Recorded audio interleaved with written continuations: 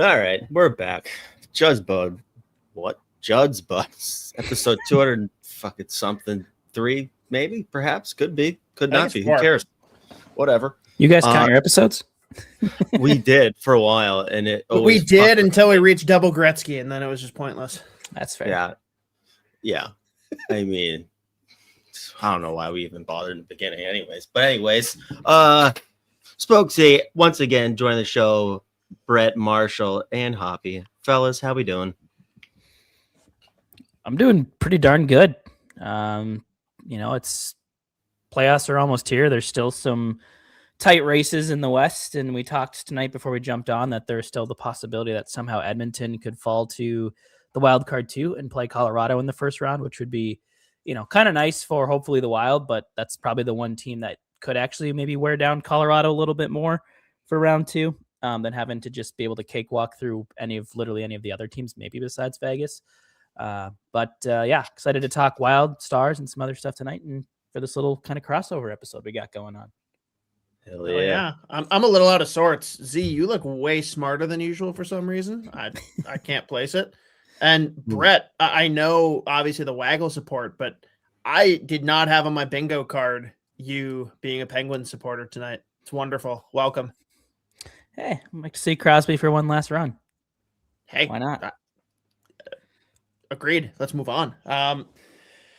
Big show collaboration across Judd'z Budz and Wildly Informed. We'll kind of kick it off here with just a little bit of a rundown on how the season ended and just kind of blanket conversation on the Minnesota Wild removed from the series.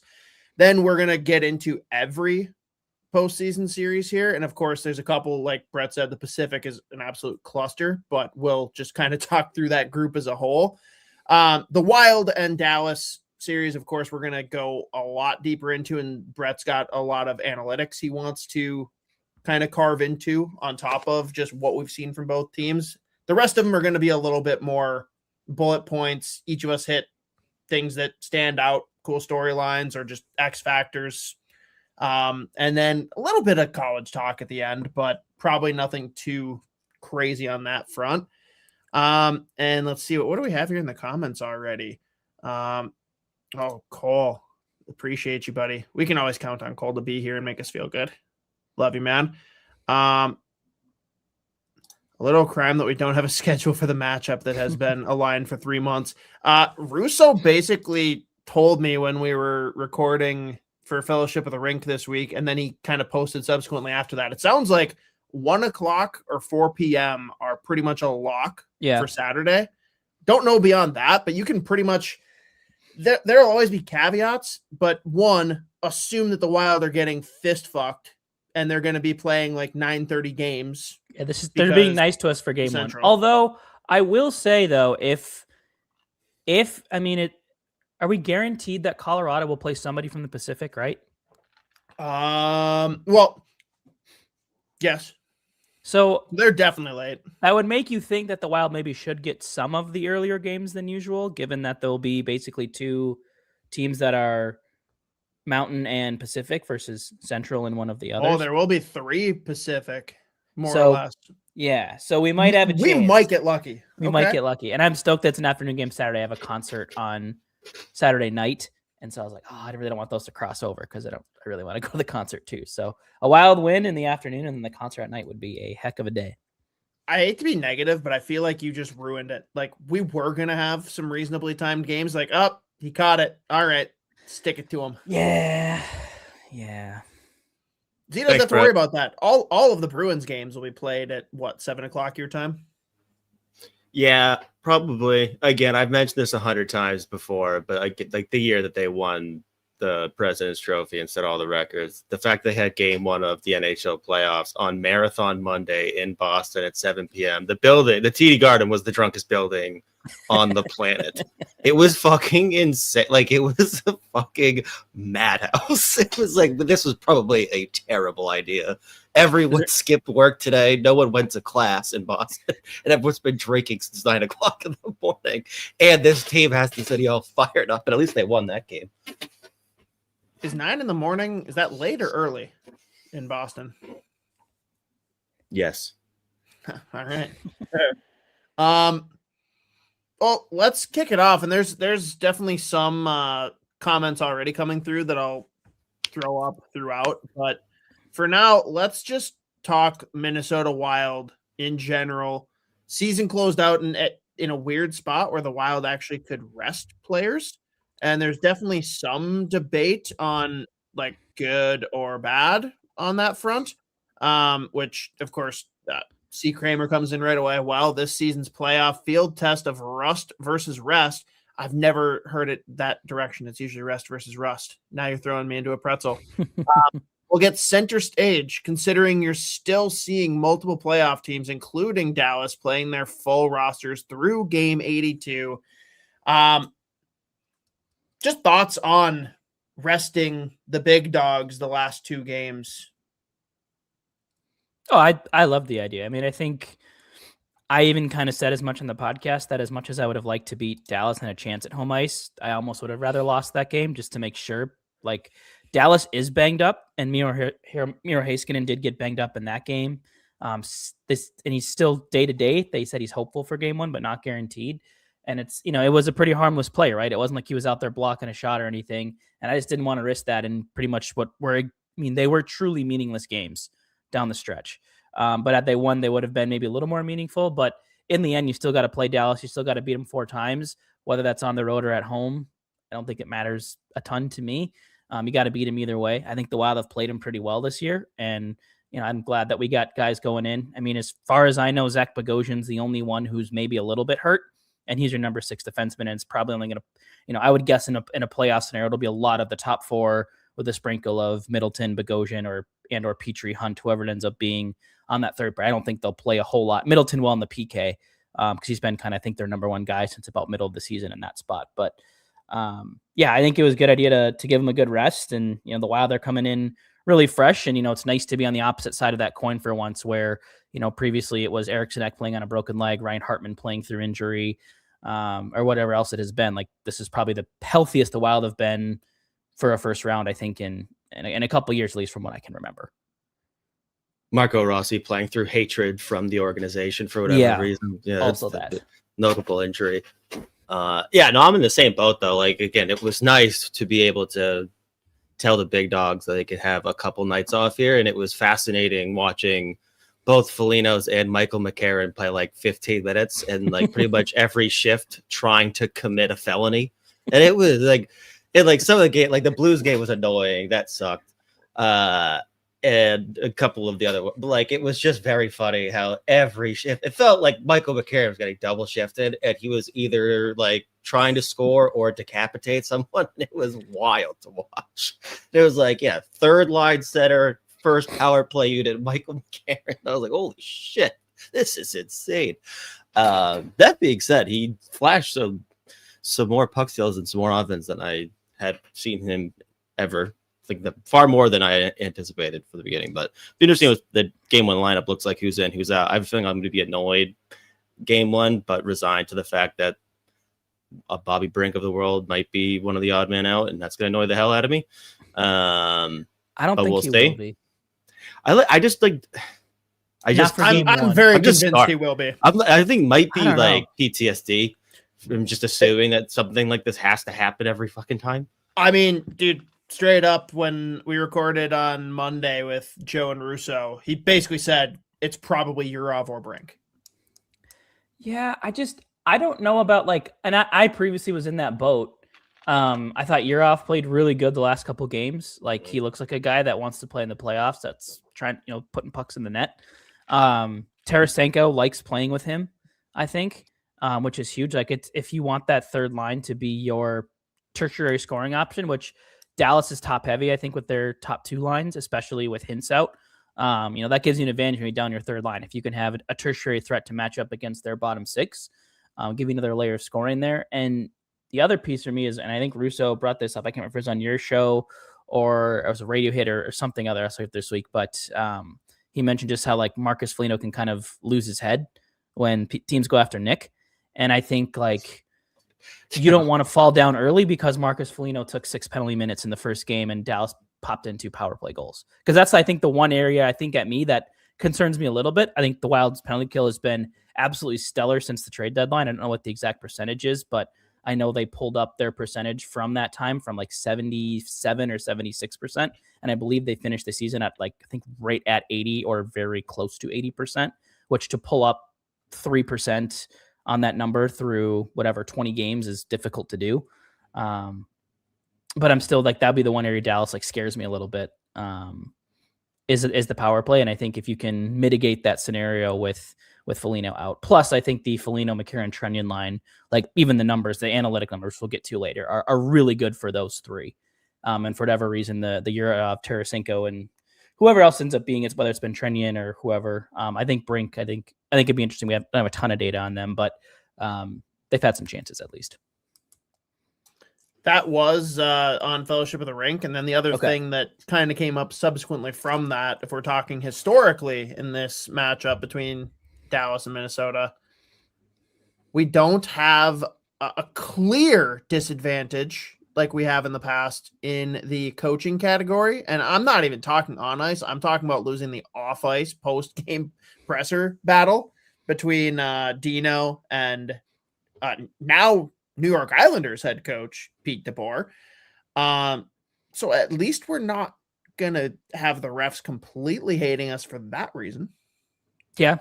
And I think that's a big thing too. And I think you've seen it. The Wild were such a disciplined team this year, and they have been since Hines took over. But I think to your point, I think a big part of that is Hines' demeanor. Like we see him get heated every now and again, but like Dean Evison, it was like if you were doing a bingo card for the game, like Dean Evison yelling at the refs was like the free space, right? Where Hines, it's like, oh, that would actually be a legitimate bingo space because it maybe happens 4 times a season. And I think that calm demeanor has helped. You know, some of these Wild players, the Hartmans, the Folignos, those types of guys, like keep their head a little bit more and stay away from kind of those undisciplined penalties, which we previously saw them take a lot of under Evison, where now they know how to mix it up just, I think, to the right amount, where they're, you know, if they are getting taken, it's, you know, both guys are getting taken, in which case, you know, I'm fine with that, especially, you know, if it's a Michael McCarron or a Foligno trading off for a better player like that. So for sure.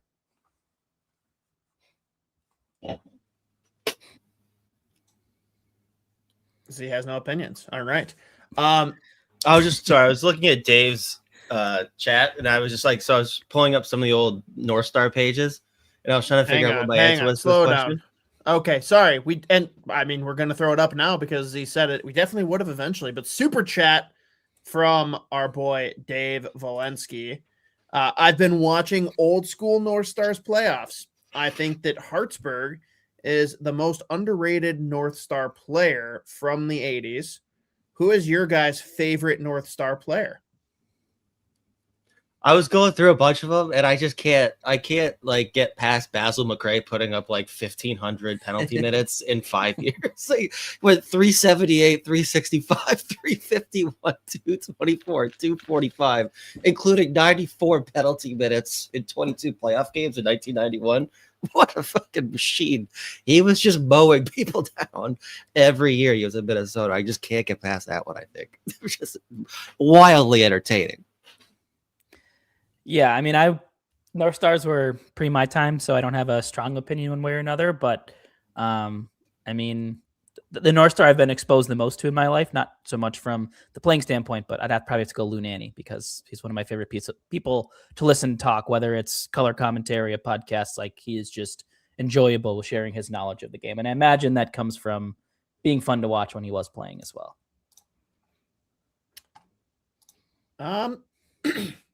I'm of a similar ilk. Like, obviously, I can look historically and say, like, yeah, sure. Mike Modano, sick. Dino Ciccarelli, very fun. I mean, I wasn't even a fan yet of the Penguins, but if we're going to go back and look at the absolute shellacking from Mario Lemieux, the photo that'll always live in my brain is the Mario just absolutely disintegrating Casey. So I'll say Casey's my favorite for that reason. That works too. That was a very tough series. And again, I was barely alive at that point, a couple of years old, and did not care about the Penguins or hockey for that matter when that happened. So I really didn't have any stake in it. But anything that makes Mario Lemieux happy makes me happy. Yeah, the other one's obviously like a Neil Broughton, Bellows, Sure. Dave Gagner. I think he was like 40 goals every year he was in Minnesota, pretty much. And Hoppy, thoughts on those jerseys? On the North Stars jerseys? For the North Stars. I mean, noted hater of the current Wild. Yeah, because it is a different jersey. Let's be clear. Do I think they're as great? Do I think they're as great as everybody else does? No. Do I think that the logo is absolutely filthy? Yes. Do I want that North Stars logo back? Yes. And do I think it should be up for grabs in this playoff series? Also, yes. I think, what was it? I think Marek and Wyshynski said that this series, they should play for green. Like, whichever team loses can't wear green ever again. I thought that was kind of funny. But no, I think that Dallas could be black, but what does Minnesota do? They're just red and tan forever now? Nah, they just flip over to the Iowa wheat jerseys. I love it. These things are nasty. Yeah, but you still can't have green. Or just green as the primary jersey color. I don't know, but even if you can't have green, we'd figure it out. Or maybe we just use that as an opportunity to completely reinvent ourselves and have way cooler colors. Like literally every expansion team comes out with sick colors until Vegas decided to use the worst jerseys in the league, those mustard, ugly. And they continue to wear them, which is baffling. Their fans love them and defend them to the death. And I'm like, I don't even hate Vegas like everyone else does. I will never say a nice thing about those jerseys. They are disgusting. My dog had a runny poop tonight, and it was the same color as a Vegas jersey. So same thing, straight up. Like, so awful. Yeah, on that front, no. But so the North Stars jerseys, the logo for me is the key. And I do think that having like the black outlines and like subtle details, I think it helps a lot. It's just like so bland and everything kind of blends together when it's all the white, yellow, and like Kelly green. I don't like the look personally. And I think that yellow and green together are ugly. It's Edina, it's Green Bay. Don't want any part of it.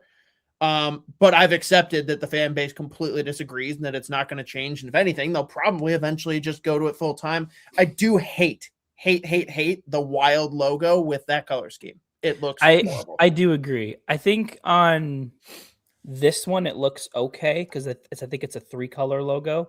But yeah, when it's just a 2-tone white yellow on the green one, it doesn't look good. I also think this jersey would have been 100 times better if they would have made the numbers green and then the shadow yellow instead of yellow with the green. Oh, I love sticking the quarter in and just letting Hoppy go off about like a jersey or jerseys in general is always fun for me. Just let them cook. It's got to be one that at some point, it doesn't matter if it is or is it a popular jersey around the league. Like, and these fucking morons love it. I just go, yeah, I don't know. But I don't have strong opinions on every jersey. Like, there's a sect of them that I absolutely love and will defend with my life. Third jersey for Columbus, shout out. There's some that are absolutely hideous, and I don't understand why people like them. And then there's a lot that I'm just like, whatever. Like, if I have to pick between two jerseys, I'll definitely give an opinion, but I'm not going to just sit here and go off on blank jersey. Although any red jersey is sinfully ugly, period. As a red Marco Rossi jersey hangs behind you. That it's a third red. It's a third red. Come on now. Okay. And it's also just an iconic jersey that got him sent out of here. I like the jersey. I'm asking you.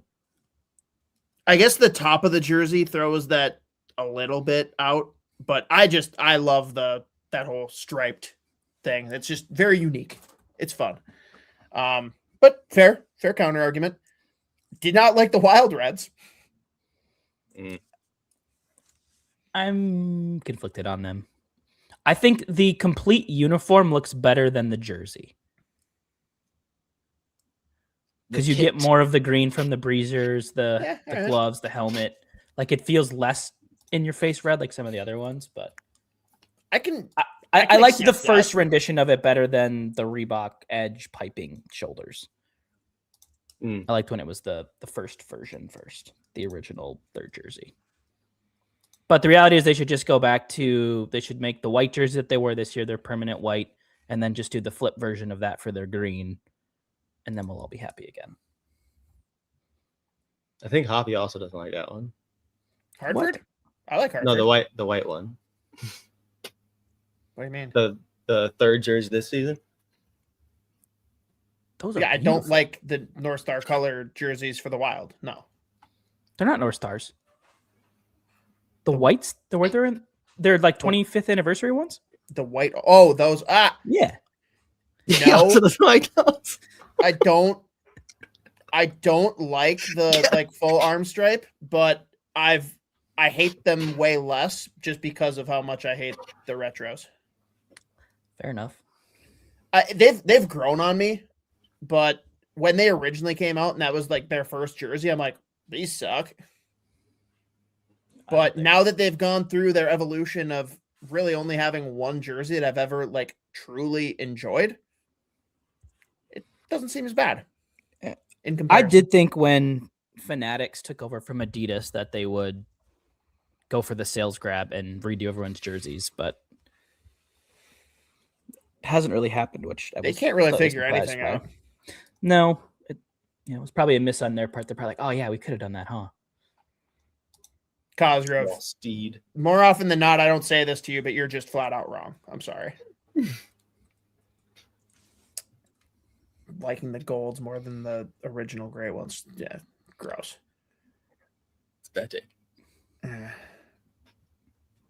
I don't know. So if we're done with just the general end of season Wild talk, do we want to start with the Wild or finish on the Wild for all of the series previews? Where are we feeling, boys? Can I start with it? Sure. We're going to start with it. Okay. And I guess maybe before we even like talk more broadly about what we're seeing on the ice, I'll kind of hand it over to Brett here. Let's get into the nitty gritty of the analytics. And Brett sent over different comparisons basically for each of the lines, 1 through 4, for each of the pairings, 1 through 3, goalies, and then just head to head across all of it. And the way that they're lined up, I can't really throw all that on the screen at once. So we're just going to go one by one across all of these. But generally speaking, Brett, before I pull any of those up, do you just want to give like a broad overview on like what some of these numbers represent? Some of the things that stood out to you right away as just like broader trends on like, hey, this is where Dallas is going to have an advantage. This is where Minnesota stands out. Like, what are your general thoughts as you look at this from an analytical perspective? Yeah. Anytime going analytics, I always like to start with expected goals and expected goals for, against, the share per 60, all that stuff, because that usually gives you, even though the data we have isn't perfect, it usually gives you a pretty good idea of who controls play when guys are on the ice.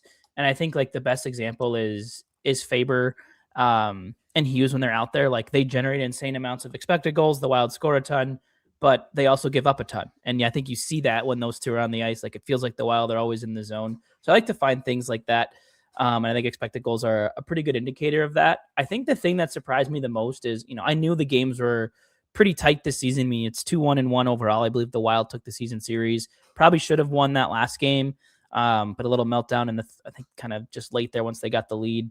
But I thought they were the better team overall in that game. Like it doesn't feel like previous years to me as much where the Wild see Dallas on the schedule and turtle and just get shellacked. Like these games have been played a lot tighter. They have, I think the areas previously where they were weak, which was kind of your fourth line, they didn't have kind of that top defenseman to go up against Heiskanen. They didn't always have the clear cut starting goalie, which, I think this year, this time around, it's, I can see the argument for either, where in previous years, I thought it was pretty obvious. I just think a lot of, the power play is better. The penalty kills way better. So for me, just a lot of the things that have been missing in the past, I feel like the Wild have done a pretty good job of filling out. I think the biggest difference is Ryan Hartman as your second line center, or Eriksson Ek, however you want to look at it. But with Rupe Hintz potentially out for, it sounds like for sure, games 1 and 2, potentially longer. Like I think Matt Duchene and I think Wyatt Johnston, that's their other center. Like I don't think Eriksson Ek and Ryan Hartman are that far of a step behind those guys. And I think the bottom six, I like on the Wild a lot better than I like in Dallas's. I think they have the Wild have a better blue line, regardless of whether Heiskanen plays, because he's obviously not going to be at 100%. So the playoffs are going to gut it out at 75 probably. So there's just a lot more for me to like this year. And I think that the biggest thing I was shocked about is just, how tight everything was. Like these teams are near mirror images of one another. The difference being Dallas got a little bit more puck luck this year, and that's really about it. Okay. And do you want to start with the conglomerate head-to-head stats, or do you want to end on that and start with all the individual ones? We can start there since we started broad anyway, and I was just kind of talking through some of that stuff. So, all right. So here is what we've got for head-to-head team stats. Yeah. So, like I said, you look at the total goals for in the season. So this does have the Wild game from last night included in here. It does not have Dallas's final game, which I believe they're obviously playing, I think, right now, tonight. And the findings from that are probably negligible. Pretty minimal, because I think I would guess they're maybe resting some guys tonight. But yeah, you look at the goals for 275 for Dallas, 272 for Minnesota, pretty comparable there. The goals against a little bit more on the Wild side. But as you look down the list there, the expected goal share, the Wild have the advantage there. High danger goes to Dallas. So they're more of their chances are coming on high danger. Both teams like to shoot the puck a lot. I think that's why you see the Corsi share down. But I think it also means they do a good job of defending the front of the net, blocking shots. That's why I think they have, some of those numbers look different. The power plays there, second and third best in the league. Dallas at 28.6, Minnesota at 25.3. And I think the PKs were both kind of right in the middle of the pack, I think in that 9 to 16 range. I didn't have the rankings on here, but again, pretty darn close across the board. You even look throughout what this year's look like. The Wild for the first 3 games outscored Dallas at 5-on-5, 4-1, and then 5-1 in that last game. But again, that one felt like more of a fluke than some of those other ones. The Wild have had the expected goal share advantage in 3 of the 4 games, excluding this last one, which is at 48%. So, yeah, it's on paper, I think I like the healthy Wild better than Dallas. I think the injuries really makes this, I think a lot of people probably still pick Dallas in this series, but I do wonder once we see the official predictions coming out from all the experts, if we'll see this start to tilt toward the Wild with some of those injuries to Hintz and Heiskanen. Yeah, the health is going to be, again, this is the first time we're heading into a playoffs where it feels like basically the Wild are as close to full health as they've been ever, any point in the season. So that's always nice. And plus, like you said, we'll get updates on just when Hintz is going to enter the lineup and how good to go Heiskanen really is and what he looks like when he comes back. And I think the goaltending is another one where we could probably do an hour. It's just it's right now, it's the way that the season ended. You obviously would have really liked to see Gus get a couple really good starts in and keep the puck out on that. That being said, the last few games they're wasn't exactly the greatest lineup in front of them. Some of the goals were ugly, and then some you couldn't really look at them. So you look at what Wallstedt kind of just been the same guy, start to finish. He's just been putting up legit numbers, and what does he have, a 915 on the season, which for the NHL now is insane. Second best in the league, I believe. Which is crazy. That's just where goaltending's at now. Yeah, I think league average this year was 895 maybe. Right. And then what Ottinger are we going to get? That's always a question in the playoffs. So that's another one that will be curious to see what it looks like for game 1. But I'm with you, though. I like the Wild, top to bottom. And again, the health is huge. And Ryan Hartman's doing the thing again where he's starting to play playoff Ryan Hartman the last 8, 9, 10 games. He reminds me a little bit of Sam Bennett in that way. Mm-hmm.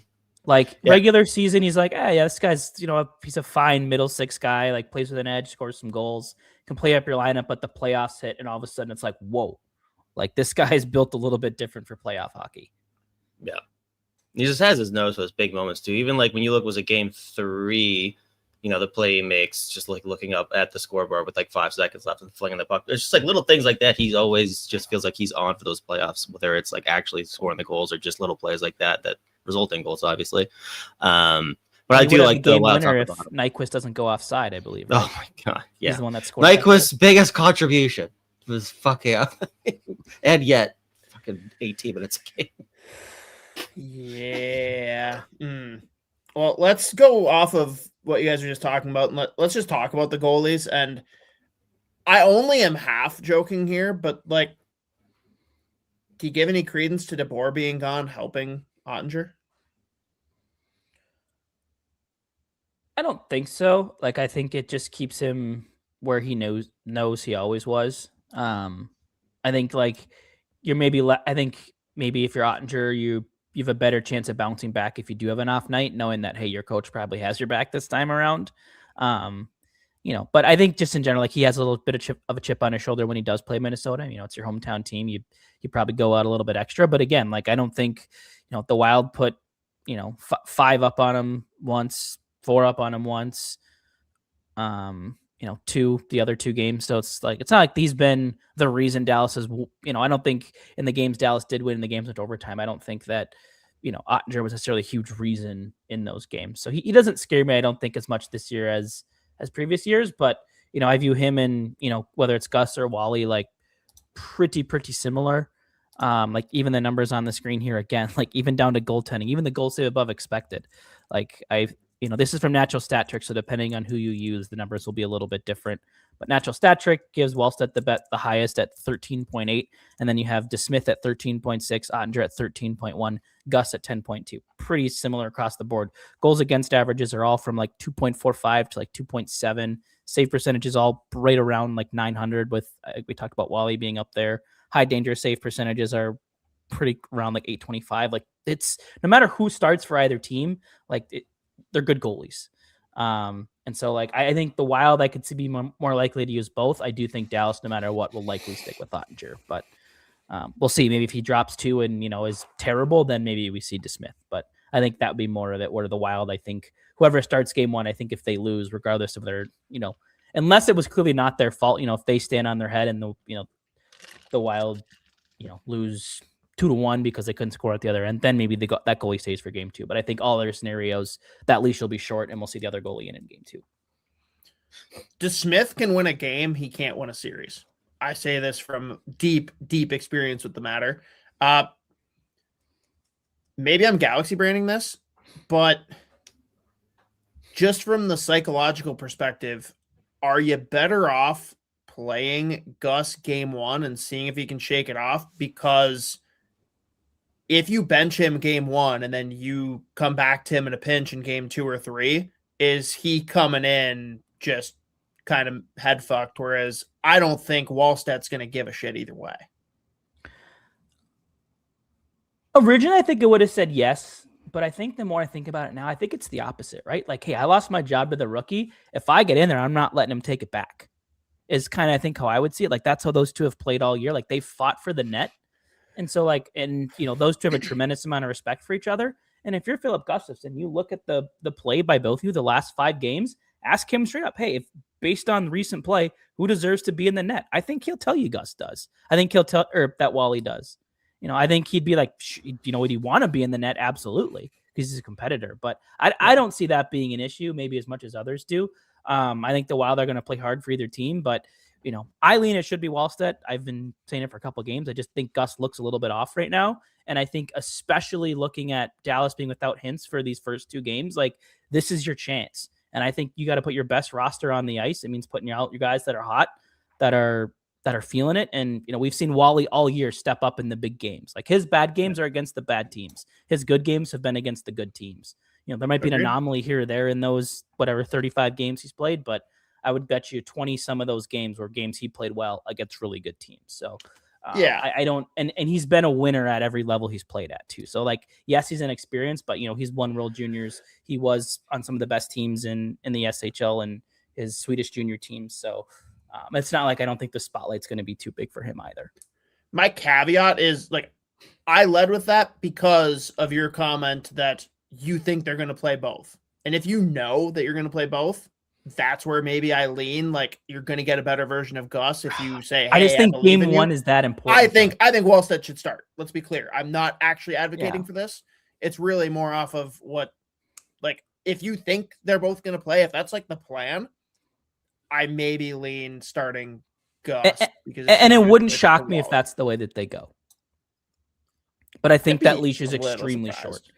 And But- Dave Valensky, super chat, rock star. Wally is playing like he wants to start in the playoffs. Gus Bus is playing like he wants to go golfing. Just look at the stats. And Brett has provided those. Yeah. I don't have it for the last, whatever, handful of games, but I know for certain that Wallstedts are far, far better. Yeah, it's only going to help Wallstedt more. Explain it like I'm 5.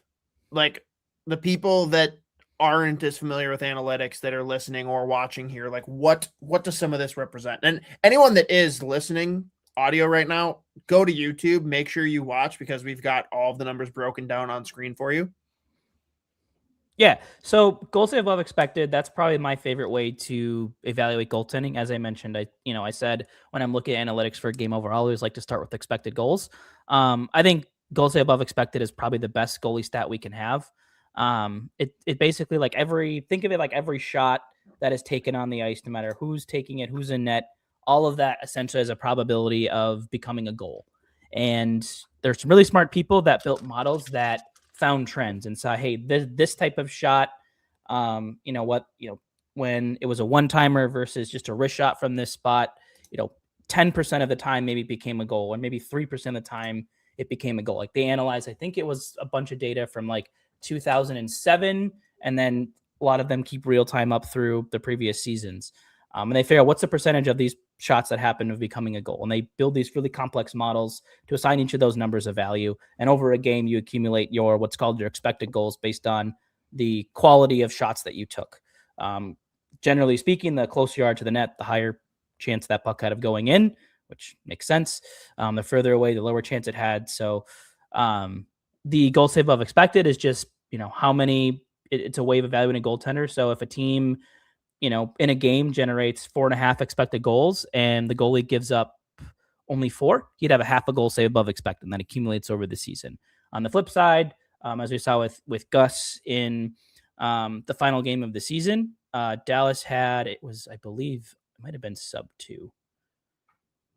Dallas had 2.03 expected goals and Gus gave up 5, meaning that he had 2.97 goals allowed above expected, or saved under expected is how you could look at it. So I think it's a really good way to look at goaltending. It's pretty much, if you sort any site that has goals above expected, if you sort it like typically like the top goalies are there, it's your Vasilevskis, your Sorokins, your Shesterkins.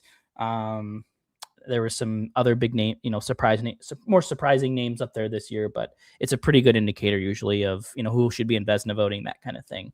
Whereas it can be a little more debatable with how you evaluate your skaters. But I think for goalies, it's a pretty darn good one. And then at the bottom there, have high danger save percentage. That's just the percentage of saves considered to be from high danger areas, which if you've watched some Wild broadcasts this year, it's kind of that trapezoid that goes from about the post to the slot, and then a little bit flanking out from either side. So it's, what percentage of those shots are goalies stopping? And I would say the 825 is like the top half of the goalies are around that number. So Gus a little bit under it. The rest of the goalies in this series right around it. So that's the main ones there. And the rest of them are pretty basic. Goals against average, save percentage. Like people know what those ones are. Cool. Lead me down the path then. All right, Z, who should start game 1? Yeah, I mean, I think Jesper Wallstedt right now just gives you the best chance to win, and it's going to be huge. Again, I think Brett mentioned too, is as we are wondering about the health of both Haskin and Hintz, if you can split those first 2 games on the road and steal home ice back, that's obviously going to be huge. And right now, again, I think the way that Wallstedt's been playing pretty much start to finish this entire season right now, it gives you the best chance to win. And if you can put a plant your flag down, plant a seed in their head game 1, that's going to be huge for them. So I would probably go with Wallstedt. And again, wouldn't be shocked if we do see both, regardless of how it goes. We already saw that one time when they went to, 2 overtimes. And they did that goalie switch after game 1, which was another talking point for a while. And then if they do go Gusman, I'll be curious to see how short that leash is, though. Like if they just automatically go to Wallstedt game 2. But I would go Wallstedt for game 1. All right, Brett, choose your own adventure. We going forwards or D? Let's go forwards. All right. First line. And as Brett has these lined out for Dallas, the first line is established as Wyatt Johnston centering Mikko Rantanen and dive extraordinaire Bunting. For the Wild, Hartman centering Kaprizov, Zuccarello. And I will say for the Dallas lines, like they have mixed. I don't know, like obviously I've somewhat paid attention, but I don't look at what their starting lineup is every game or who misses games when. But they've like their lines have been in a blender for like the entire season. Like I took my best guess based on recent lineups and who I think is going to be in and out. So I made these assuming Hintz is going to be out for at least games 1 and 2. And I figure that's always start with these, and we can always revisit later if, he does come back and maybe look at the comparison. And then like their D pairs as well. If I originally made with Heiskanen being out and then I put him back in. So I'm not exactly sure on their lines. I feel a little bit more confident about the Wilds. The bottom 6 is where it shakes up a little bit, but the numbers, no matter who's there, haven't been significantly different. Well, if there's a Stars fan that wandered into this stream somehow, let us know if we're way off seriously. And if you have better lines that we should be basing this off of. But for now, we're rolling with it. So first lines, what do you see? Yeah, so I think, the biggest difference here is the Kaprizov Hartman Zuccarello duo has played 48 games together, and Bunting, Johnson, and Rantanen have 3. So I think like Ish and I have talked a ton on our show about how we don't think chemistry can be overlooked. And I think the Lettuce line 2.0 here, has really built some chemistry lately. I think, there was kind of this time where a lot of people were really ticked at Kirill Kaprizov, how he wasn't scoring. And then all of a sudden Kaprizov started scoring a bunch. And, no small part to the 8-game point streak that Ryan Hartman is unofficially on at this point, since he didn't play last game. But I don't think that's a coincidence. Matt Zuccarello, despite, being, what is he, 38 this year, 37, had another 50-plus point season. Like, this is still a pretty well-balanced line. Johnson and Rance on the other side are good players, but, I think the best player out there between those 6 players in my mind is Kirill Kaprizov. So the Dallas numbers, it's a really small sample, so you can't read too much into them. But I did for the sake of this exercise. But, that line for the Wild, 56.7% expected goal share this year. Like, that's really, really good. They're out shooting opponent. They have a 23, plus 23 shot differential, a plus 17 high danger chance differential. They're plus 5 on the season. They're scoring 3.3 goals for per 60, which I think for the Wild lines that have been together for the largest chunks, I believe is the highest rate of any line. So like, I think this line's been great. And I think, we saw the Wild take a big step last year because Kirill Kaprizov and Matt Boldy stepped up, but that was playing on the same line.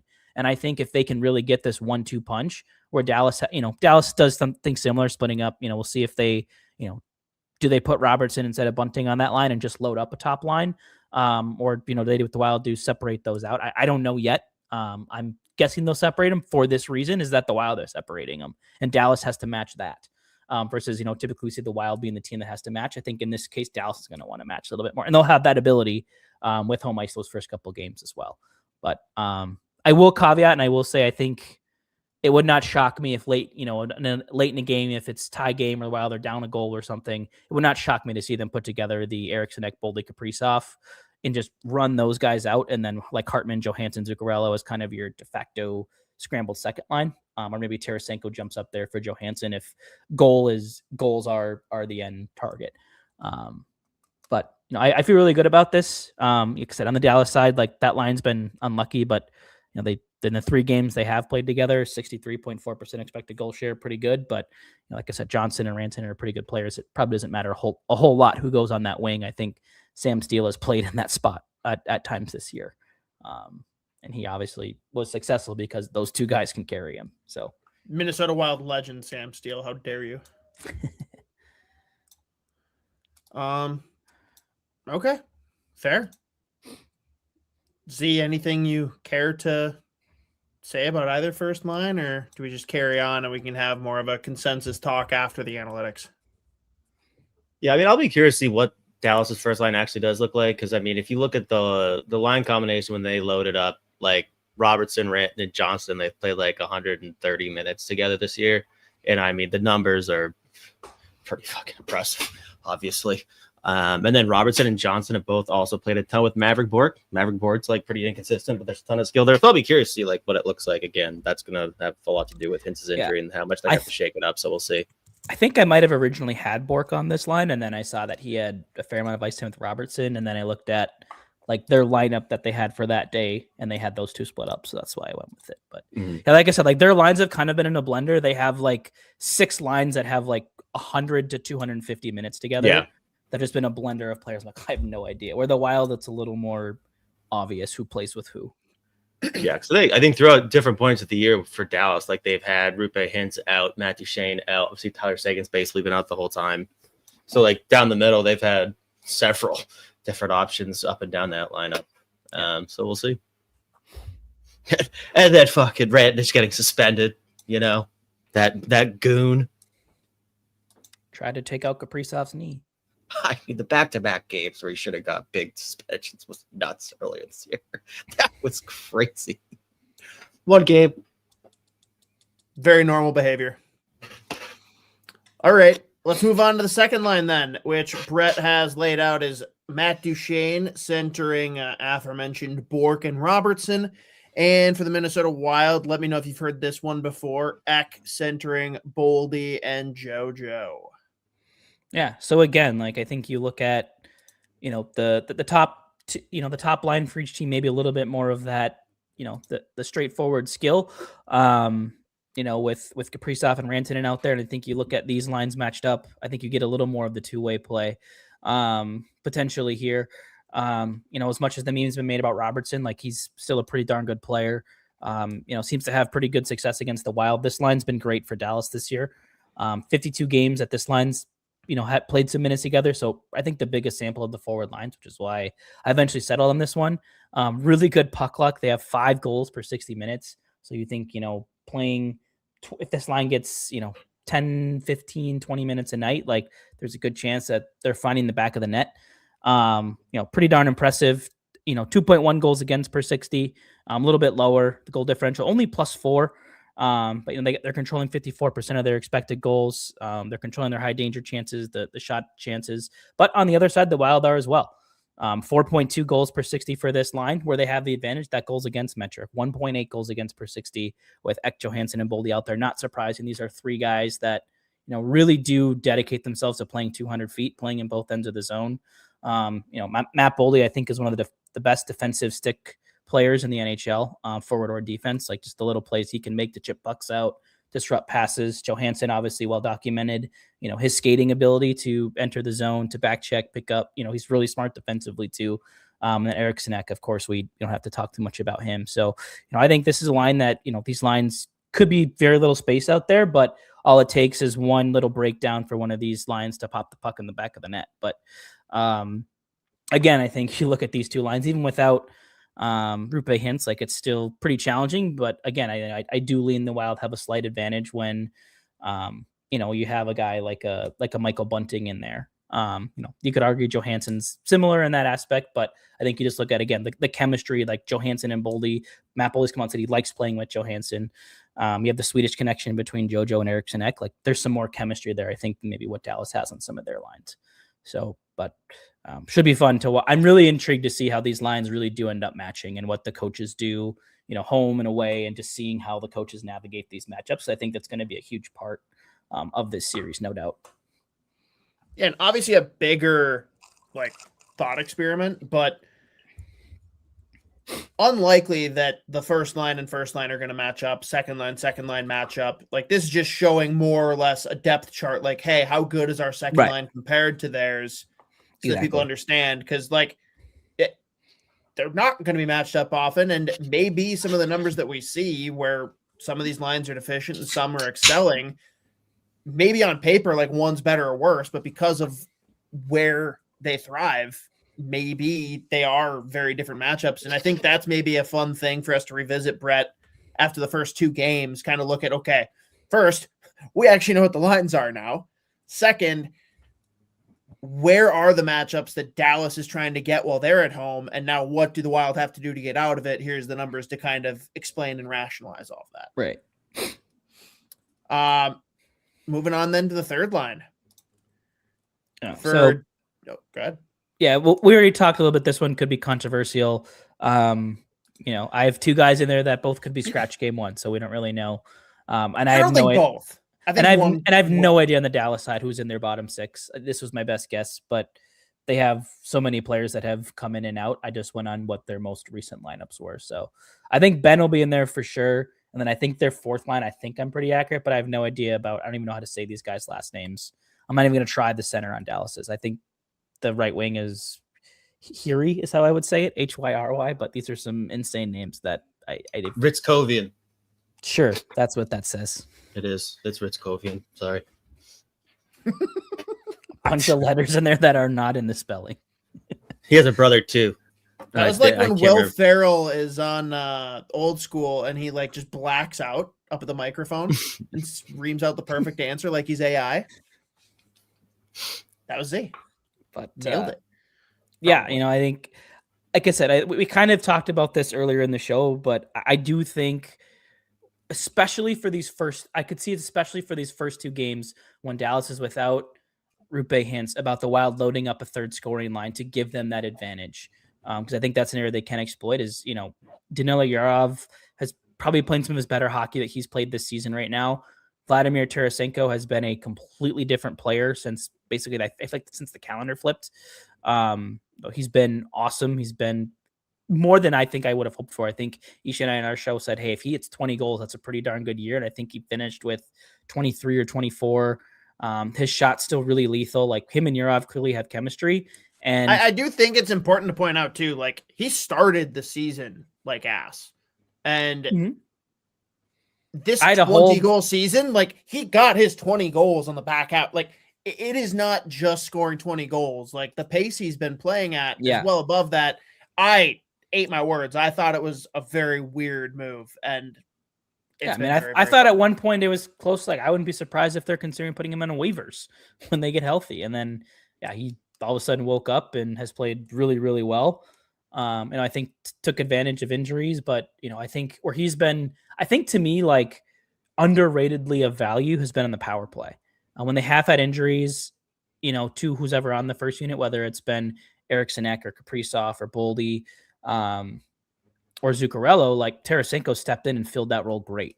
I think he's been a big reason why I think something that can't be overlooked is since Quinn Hughes arrived, the Wild's top power play has been very, very good, electric, but I would say that second units, I feel like they've had like 4 or 5 goals this year, or maybe even since the calendar turn. Like they're scoring a lot more than previous when it was the Freddie Goudreaus of the world in the second power play, and it was 1 minute and 45 seconds for the first unit, and the 15 seconds that the second unit gets is after the puck was cleared, and they get one rush the other way. So I think he's been a huge part of that. So he's the only one I'm really confident that's going to be there. But I think where then it comes down to for me is like the Russian line's been good. Tarasenko, Yurov, Brink.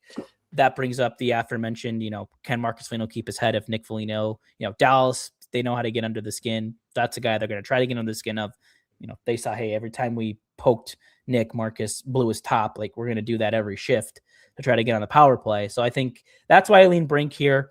I don't think at this point Yurov is the one that comes out because I just don't think, I like Michael McCarron. I just think his numbers playing as the 4C are far better than when he's been elevated up to the 3C spot. And I like the way he plays. I just don't think it really meshes with a Tarasenko. And I think if whoever you bump up, if Brink, Tarasenko, McCarron just doesn't make as much sense to me as Tarasenko, Yurov, Brink. So that's kind of why I went with this. But these are the things that could change. But that line's been weird too. Their expected goals is 48.4%. But there was, or the Trenton one, I think, is actually the one that was really odd. Like they have like a 45% expected goal share, but they have like a +7 goal differential. Like they have great puck luck. So I don't know, but I think this is a good problem to have. Like when you're talking about sitting a Yurov or a Brink or a Nick Foligno, like over, I would take all 3 of those guys in my lineup over Gus Nyquist, right? Or however you Fritz Kovian or a Hurie or a Colin Blackwell. Like the Wild's bottom six, I think is a level above Dallas's. I think Dallas is a bunch of grinders. The Wild have, I think, some guys that can score, that can threaten you in other ways, and they're not just out there to defend and hit, though those are things they also do quite well. I don't know if this would be like viewed as like not PC or inappropriate somehow, but like we always talk about like build a statue. What if somewhere like on the main concourse inside Grand Casino Arena, instead of a statue, you put up a punching bag and it was Gus Nyquist and fans just got to go up to it and start punching it? Like, is that kosher? You could do a Mount Rushmore of like Nyquist, Victor Rask, Martin Skula, and Ryan Suter. You could charge like $5 a minute. You could probably make really good money on it. I mean, or just like have them be like a fake dead horse and people can just go up and keep kicking it. It's a thought. Okay, yeah, I mean, the third line for the Wild, I think we know Tarasenko's there. I'm with you. I think it's going to be Yurov. I think Brink's the odd man out, and that gives me no pleasure to say because I do not agree with it at all. It's just reading the tea leaves. That's how it feels for game one. The weird thing is, I do think he'll play in the series. I just think it's, I know he's made some mistakes. I know he's been shaky at times, but you look at not the last game against Dallas, but the second to last one where he factored into both the goals the Wild scored in that game, the energy that he played with, the speed that he brought, and it's specifically against Dallas too. Like, this is a kid that grew up here. The rivalry maybe wasn't as strong when he was growing up, but he understands what hockey means. Like, I don't know. I just feel like there could be this extra layer of him finding that extra gear, playing Dallas, playing for your hometown team, getting in the playoffs. But again, to your point, in the same way that, I would start Wally, but I think it'll be Gus. Like, I would play Brink, but it'll probably be Nick Foligno. Well, multiple choice question here for you, Brett. Is it #vibes? Is it #score goals? Or is it #grit first? Not grit first. They'll have plenty of that on the fourth line. I agree with you. I don't think Bill Guerin agrees with you. Yeah, we'll see. But again, there isn't really a wrong answer because I think the bottom six is an advantage no matter who's in the lineup. And as we've talked about, as everyone's talked about, like the lineup for game one probably won't even be the same as the lineup for game two. Like, there will be changes, and that's the luxury that the Wild have, is they can move guys in and out. They can shift their lines around. They can try different combinations. And that's a great problem to have when you have too many good players. We haven't even talked about Nico Sturms and Robbie Fabry. I think Hunter Haight has looked great in all of his games, this kind of late into the season. Like, they are deep with players that can come in and make an impact. So 100%. Z, you want to take Corby's question here? Would they ever entertain having Yurov at wing? I'm sure they would, but that being said, I think when you look at post Marco Rossi going out the door and that Quinn Hughes trade, you look at like their depth down the middle. Like, Sturm has not been very consistent this year. You probably don't really want to rely on Michael McCarron playing third line center. So I would imagine that he's remaining in that 3C spot. But I'm sure they'd entertain it. Sure. Like, I mean, he's played both positions this year. But like, and then just circling back on like the who's going to be that third line winger here. Like, I do wonder if they consider just having Bobby Brink at least play home games where you can control a little bit more who he's on the ice against, where you have like that matchup option, which I do think kind of at times does get exaggerated with like forwards or whatever, especially when it's like you're not looking at this third line like this is our shutdown matchup line or whatever. But I do wonder if that's going to play into it a little bit, if they can try to control who he's on the ice against. Because I mean, this fucking series is going to be a bloodbath. Like, they are going to, game one might take 5 hours. Like, they are going to kill each other. Marcus Foligno and someone on Dallas will drop the gloves on their first shift. They'll just go. It's like, let's just get this one off our chest. Whoever and touches Nick first. Yeah, exactly. I don't even like. I think it could be on a face-off. Like, hey, it's game one. Fuck you guys. Like, let's fight in the big. Okay. I'm suspecting, and we'll talk about other series. I've been trying to hypothesize what absolute mischief shenanigans Nikita Zadorov has up his sleeve. Yeah, he's got planned for game one. Because I already have 30 minutes carved out for you to talk about. Every single game against the Canadians this year, he's trying to fight at puck drop, and like He's trying to go with Brady Tkachuk all the time too. He's just like, want to get the crowd going? Want to get crowd going? So he's gonna do something fucking insane, and I can't wait. Yes. Brett, fourth line. Again, I know Dallas is a bit in a blender, but decent chance that this is the fourth line for the Wild, although I think that the all-Russian line is a strong possibility for game one, at least, moving Trenyan up there and then popping in brother Nick. But talk us through it. Yeah, I also went with this line because, I mean, again, working in small samples, so we can't, like, over an 82-game season, these numbers probably wouldn't hold. But with Marcus Foligno, Michael McCarron, and Yakov Trenin on the ice, the 8 games they've played together, I think they've scored, I don't think it's too many goals. Like, I don't know, it's 3 or 4. They have yet to be scored on. I think they have 1 goal they haven't been scored on. But you look at the expected goal share, 80% of the expected goals across 8 games. Like, that's not a small sample when you're talking about expected goals numbers. Like, 80% is crazy. And that's not necessarily coming in the way of, it's not like they're out there generating a ton of expected goals, but 3.8, which is still fairly respectable for a fourth line. They're not giving up much though on the other end. They're playing really well in the defensive zone. I think this is a line that just forechecks the absolute shit out of you. Like, we've seen these guys. Yakov Trenin leads the league in hits. And I made a tweet about this, and I think, like, all due respect to Matt Martin, like, I think he had an unbelievable career for the Islanders. Like, he was a guy that racked up a lot of hits by hitting a guy 1.5 seconds after the puck was gone, and it didn't mean much. I don't feel like I see as much of that with Trenyan. Like, the hits that he makes are to separate guys from the puck, like getting in on forechecks, like winning battles. Like, his checks feel more effective to me. I think Foligno, since coming back from his injuries, has looked a lot better than he did at other points this season. I think McCarron's been an absolutely perfect fit on the fourth line. He's really filled, I think, what I thought Nico Sturm would be doing this year, which is, bringing some speed, some physicality, the face-offs, the penalty kill. But Z, as you alluded to, just hasn't quite popped in the way that we'd hoped. And I'm the biggest Nico Sturm truther out there, but he's left some to be desired this year. But I've been insanely impressed with Michael McCarron and just what he's brought, his ability to win face-offs, be effective on the penalty kill. So that's why I'd lean this line. But I think I don't have the numbers in front of me of what it's like when Nick is in that spot. Instead, I can pull those up here for comparison if Z wants to, if you guys have something to add. I was actually doing the same thing while you were talking. Yeah, I mean, I still just have a nagging suspicion it's going to be Foligno, McCarron on that fourth line, which, I mean, like, the thing with Trennan being there, it gives you that added speed element as well, which I like. And obviously, like you had mentioned, which like, I don't think people realize how fast Trenyan is. Hang on, Z, address this one because I don't know where it's coming from. So, C. Kramer, if you've got sources, please let us know. But he says, I'm shocked one of Minnesota's best playoff performers from last year may not see the lineup in Trenyan. That level he rose to last season was unmistakable.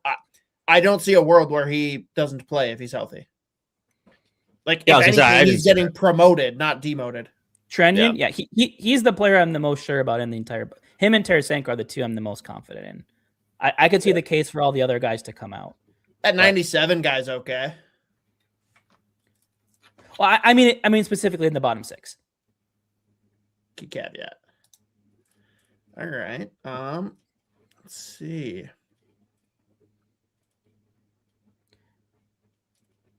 Okay, so Foligno, McCarron, 48.6% expected goal share. They haven't scored a goal yet. I think they've been scored on twice.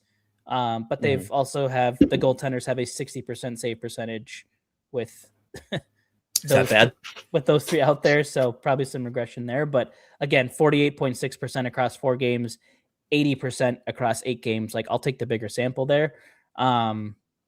Just personal preference there. And, the Wild use analytics. I don't know to what extent or to how. But I would imagine this is something that they're going to look at. And again, I think that we're talking strictly game 1 here. Like, if things don't work, we'll see the changes in game 2. Dwayne Jetski, what a freaking handle. At even better picture. Damn. What's up, guys? Started watching y'all's show in the 23 Stars Wild series, which did not go awesome for us, but he loves our content. Love you, man. Appreciate it. absolute beauty. All right, Brett, should we move on then to the blue line? Yeah. First pair, which I don't know if it's like widespread, but I feel like there's a decent chunk of the Wild Twitter sphere that does not properly respect Miro Heiskanen. Yeah, I think he's insane. He is a crazy. He's a top 5 defenseman in the world. There's a lot of people that do not think that at all. And I think what gets overlooked is just I think he's kind of like a Jared Spurgeon in a way of a lot of what he does is just making the right simple play. Like he's not Quinn Hughesing the offensive zone and like skating circles and making crazy pivots. He's just making the right play. I like how you verbed him, Quinn Hughesing. Yeah, he's not, Quinn Hughesing around the zone. So, but yeah, he's phenomenal. He's an excellent defenseman, but and I think previous series that's been an advantage for Dallas is they have the alpha, but you can argue that there are people out there, I think myself included, that think Quinn Hughes is the better defenseman in terms of what you need in a playoff series and getting that offense, especially when you look at the Wild, when you have more of that shutdown pair with Brodin and Spurgeon. Not to jump the gun, but I like what Hughes can bring as an added element. And we saw it in the last game against Dallas before they collapsed. Just the play he made the neutral zone to all of a sudden spring into the play, dart around a defender, and beat the goaltender for a goal. Like that's not an element that the Wild have had in the past. The way he's transformed this top power play unit as well. And I think it can't be overlooked that there's not a shot Heiskanen's coming in at 100%. He's questionable for game 1 right now, which means no matter what, it's not going to be magically 100% better, whatever is nagging him, which the Wild have, I hate saying this, but the players have even admitted to it. Like the Wild are going to give some extra taps at the knees. Like when guys know what injuries players are dealing with, they target those areas in the playoffs because they want every advantage to win. Now, I'm not saying guys are going to go out there and two-hand him across the knee or try to stick out their knee and hit him. But if there's a way where they can, bump into it a little bit more, maybe sandwich it, intentionally sandwich it in a check, like I wouldn't be surprised if they do that. But that's and he's an awkward fall away from re-aggravating the injury. So I think that's a huge advantage for the Wild. I think both teams' top 4s are excellent. But I just give the Wild the advantage because I just think the shutdown pairing that Brodin and Spurgeon are combined with just the sheer offense that Hughes can bring. It's just such a huge advantage. And him and Faber have been awesome at 56% expected goal share this year, plus 23 in the high danger chances. Lindell and Heiskanen have been great as well, 53% of their expected goals, just not scoring quite as much, but also not giving up as much. But this one, I would be surprised if we don't see a lot of Lindell Heiskanen out there, probably against the Kaprizov line. It would be my guess. Is that's the matchup they'll look for there. Then they'll put their second pair out against the Boldy line. That would be my gut. That's why I put them as the first pair. And Corby asked a couple different ways here, but simply put, are you guys worried at all about the Stars taking runs at Hughes? No, I mean, that's been his whole or career. Just like bear hugging him on the ice like they were doing. Yeah. I don't know. Well, but Matt Boldy will come out of nowhere and start throwing rib shots again, which I'd be one of the funniest things. What up, Simon? No, I mean, I think like this has been Quinn Hughes' whole career. Like he's basically since year 2 or 3, he's been an elite defenseman. He's going to be like every team he's been on. He's been right up there with the best player on the ice, especially like in the playoffs. People are going to take runs at him, just the way it is. But like, I mean, there's a reason he's the second best defenseman in the world. And puts up the number he puts up. And he's also going to be playing. And that's another reason why I like the fact they were able to get these guys rest last few games. Because I mean, even when they acquired him, I was mentioning like at that time, like I would love to see his minutes go from like 35 minutes per game if you could get him cooking around like 26.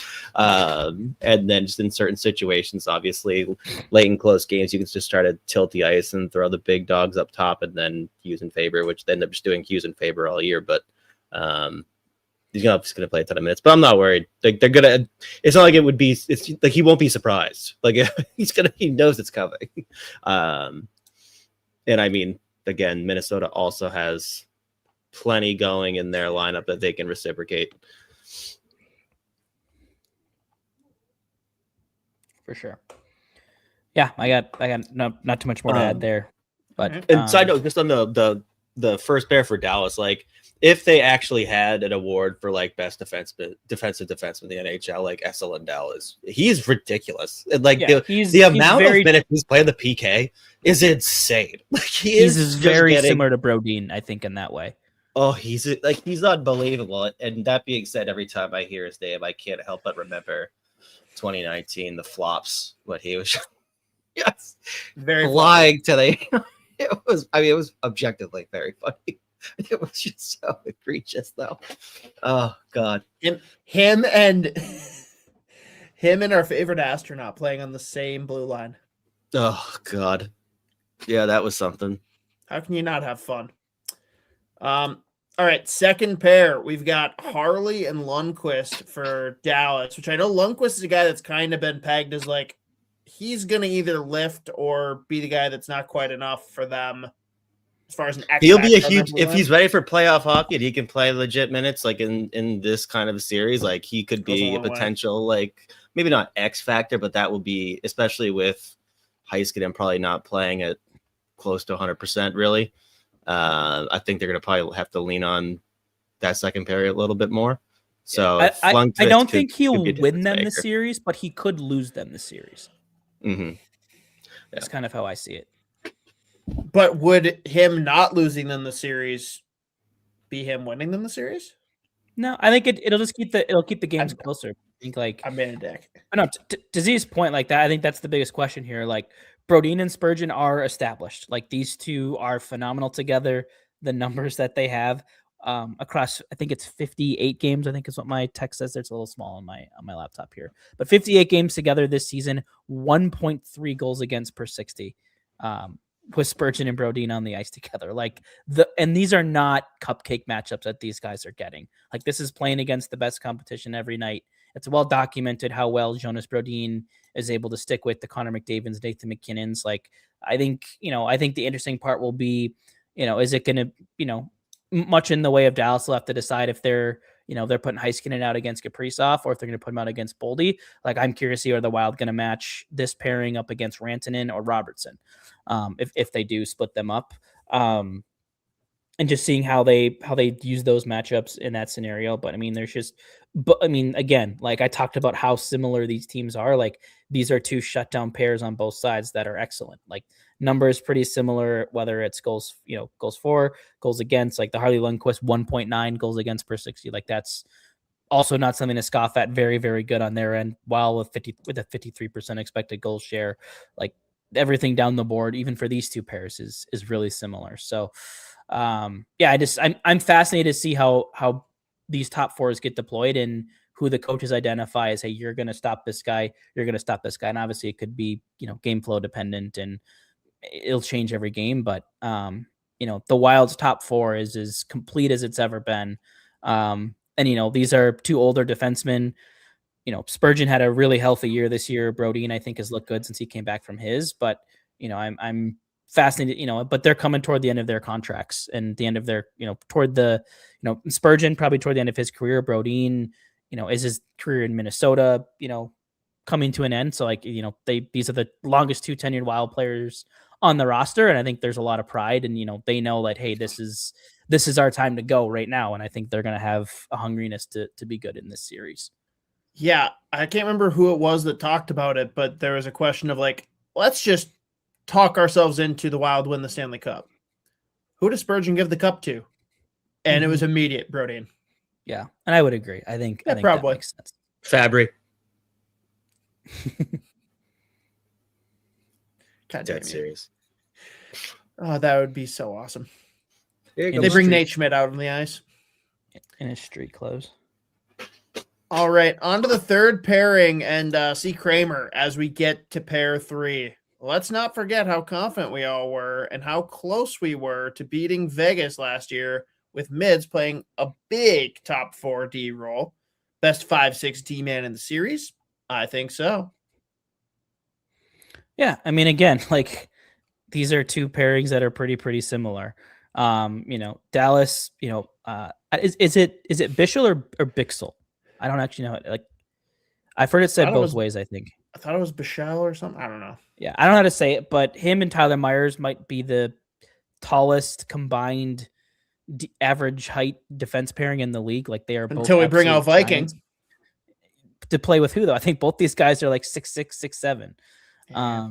Like they're giants. But you know, I think it's been well documented about Tyler Myers getting cooked with speed. You know, same with Bisco, like those bigger guys, like, yeah, they can make the big crushing hit, but you know, again, that's another reason why I do wonder if the Wild look at a Bobby Brink and a Danilo You're off on that third line, adding that speed element, a way to attack off the rush. But you know, I haven't been enamored with Middleton, Bogosian through much of the season. They've been fine. The numbers are okay. The expected goal share is a little bit lower than I would have liked, but I think it's been better as of late. I thought for a minute there that it looked like Middleton and Petrie had a pretty good connection.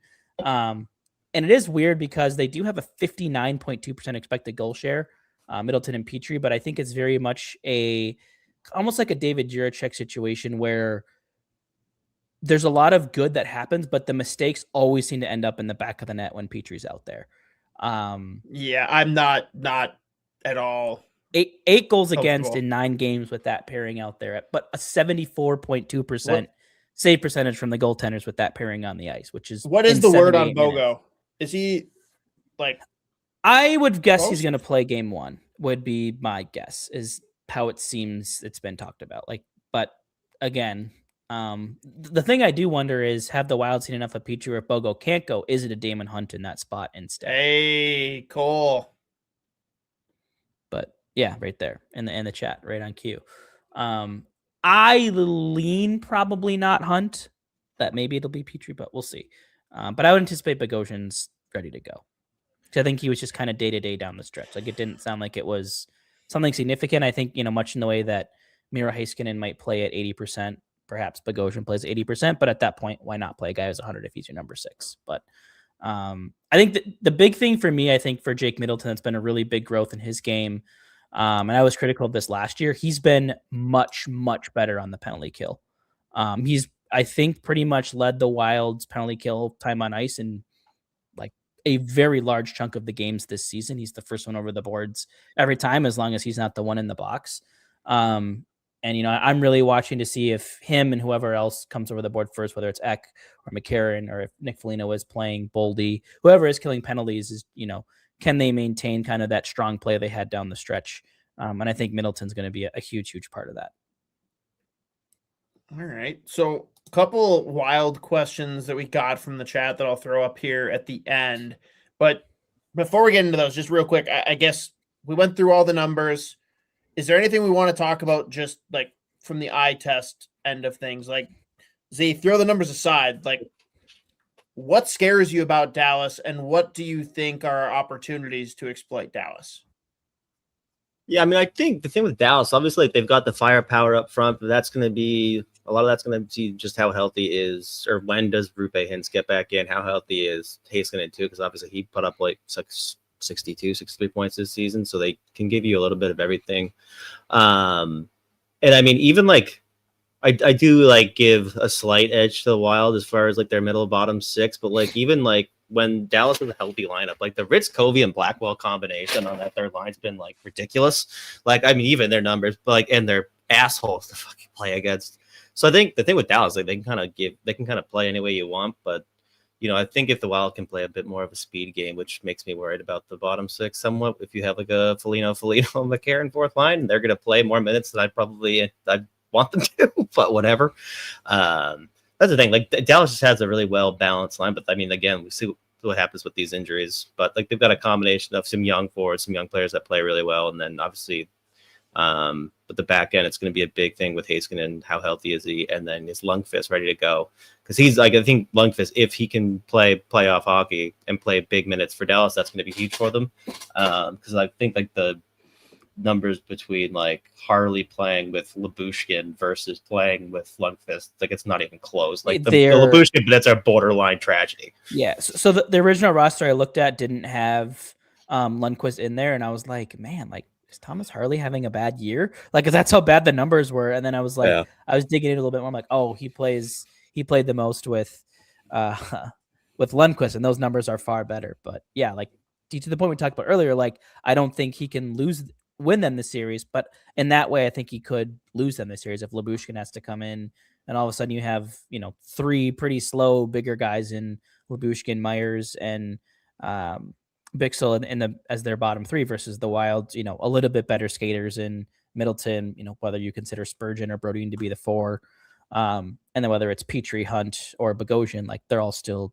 decent skaters in their own right. So I agree. I think the Wild speed, I think, will definitely be something to watch, the way they can attack off the rush.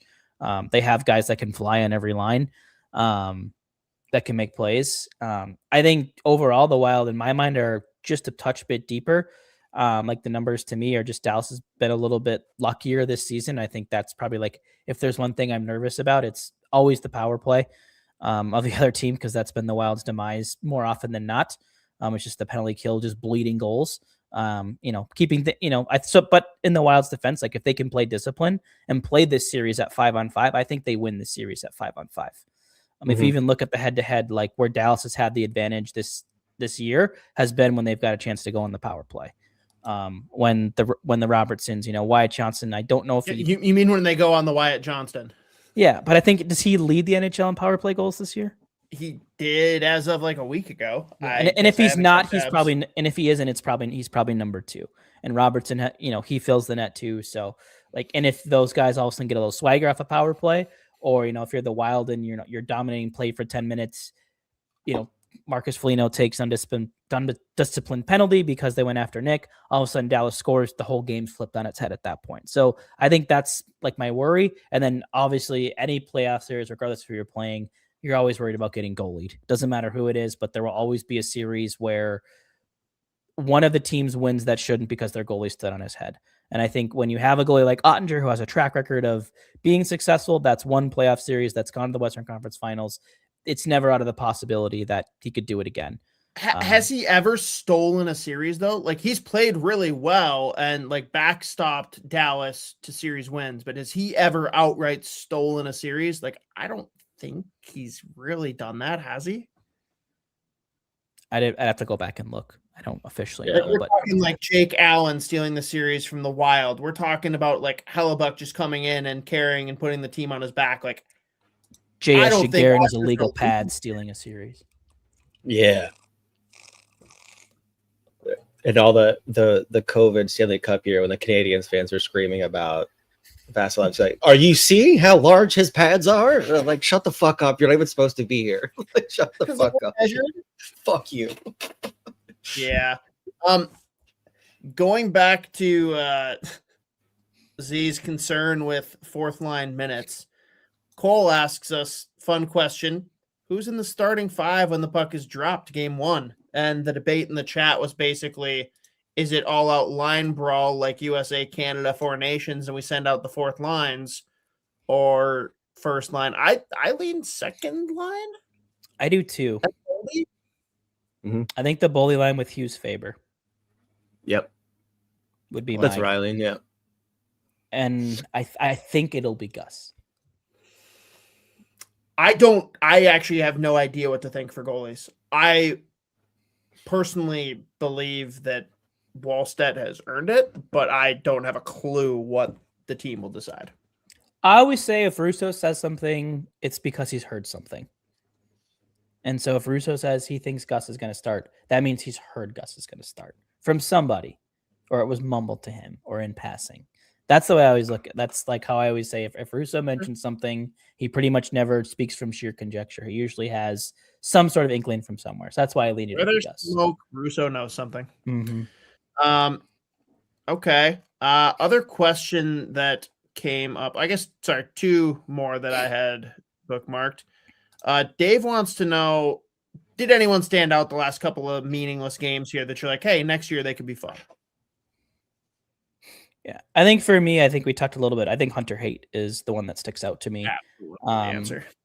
I think for me, and much in the way that Danila Yurov has done this too, he's just a player I feel like that every additional game he plays, he looks better and more comfortable. And I think the thing with Haight is, you know, we've seen him a lot in this bottom 6 role, and I think he's done an admirable job of embracing that role, being physical.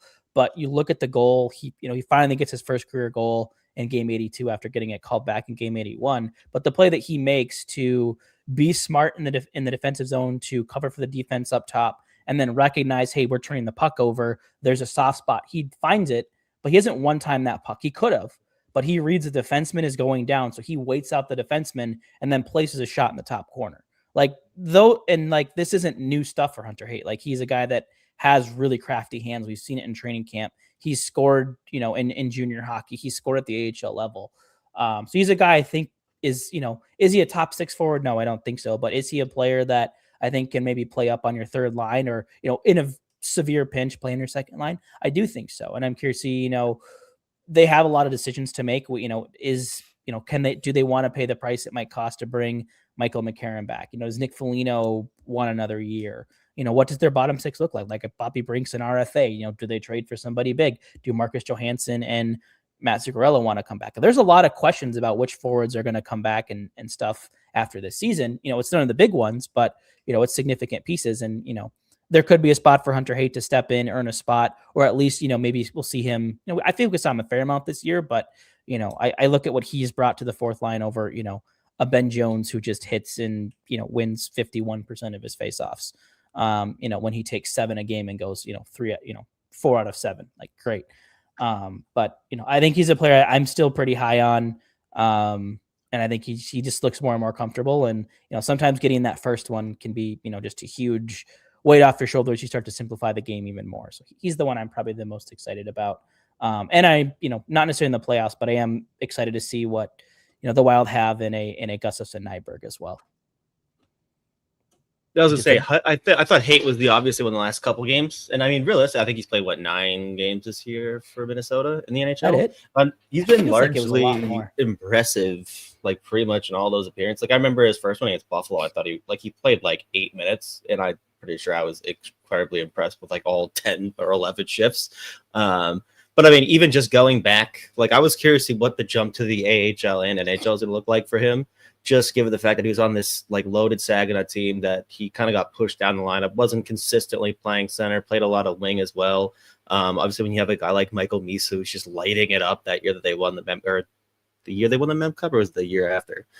Can't even remember. No, I think it was the year after. But either way, I was curious to see what he would just look like playing pro hockey, and I've just been incredibly impressed. Not just how well he's just kind of stepped in and played pro center ice, but even just the little details of this game in his own end, in transition, little plays with the stick along the wall, in the AHL in a really shitty environment in Iowa. Which, that being said, the second half of Iowa season actually was significantly better. They actually looked pretty good down the stretch.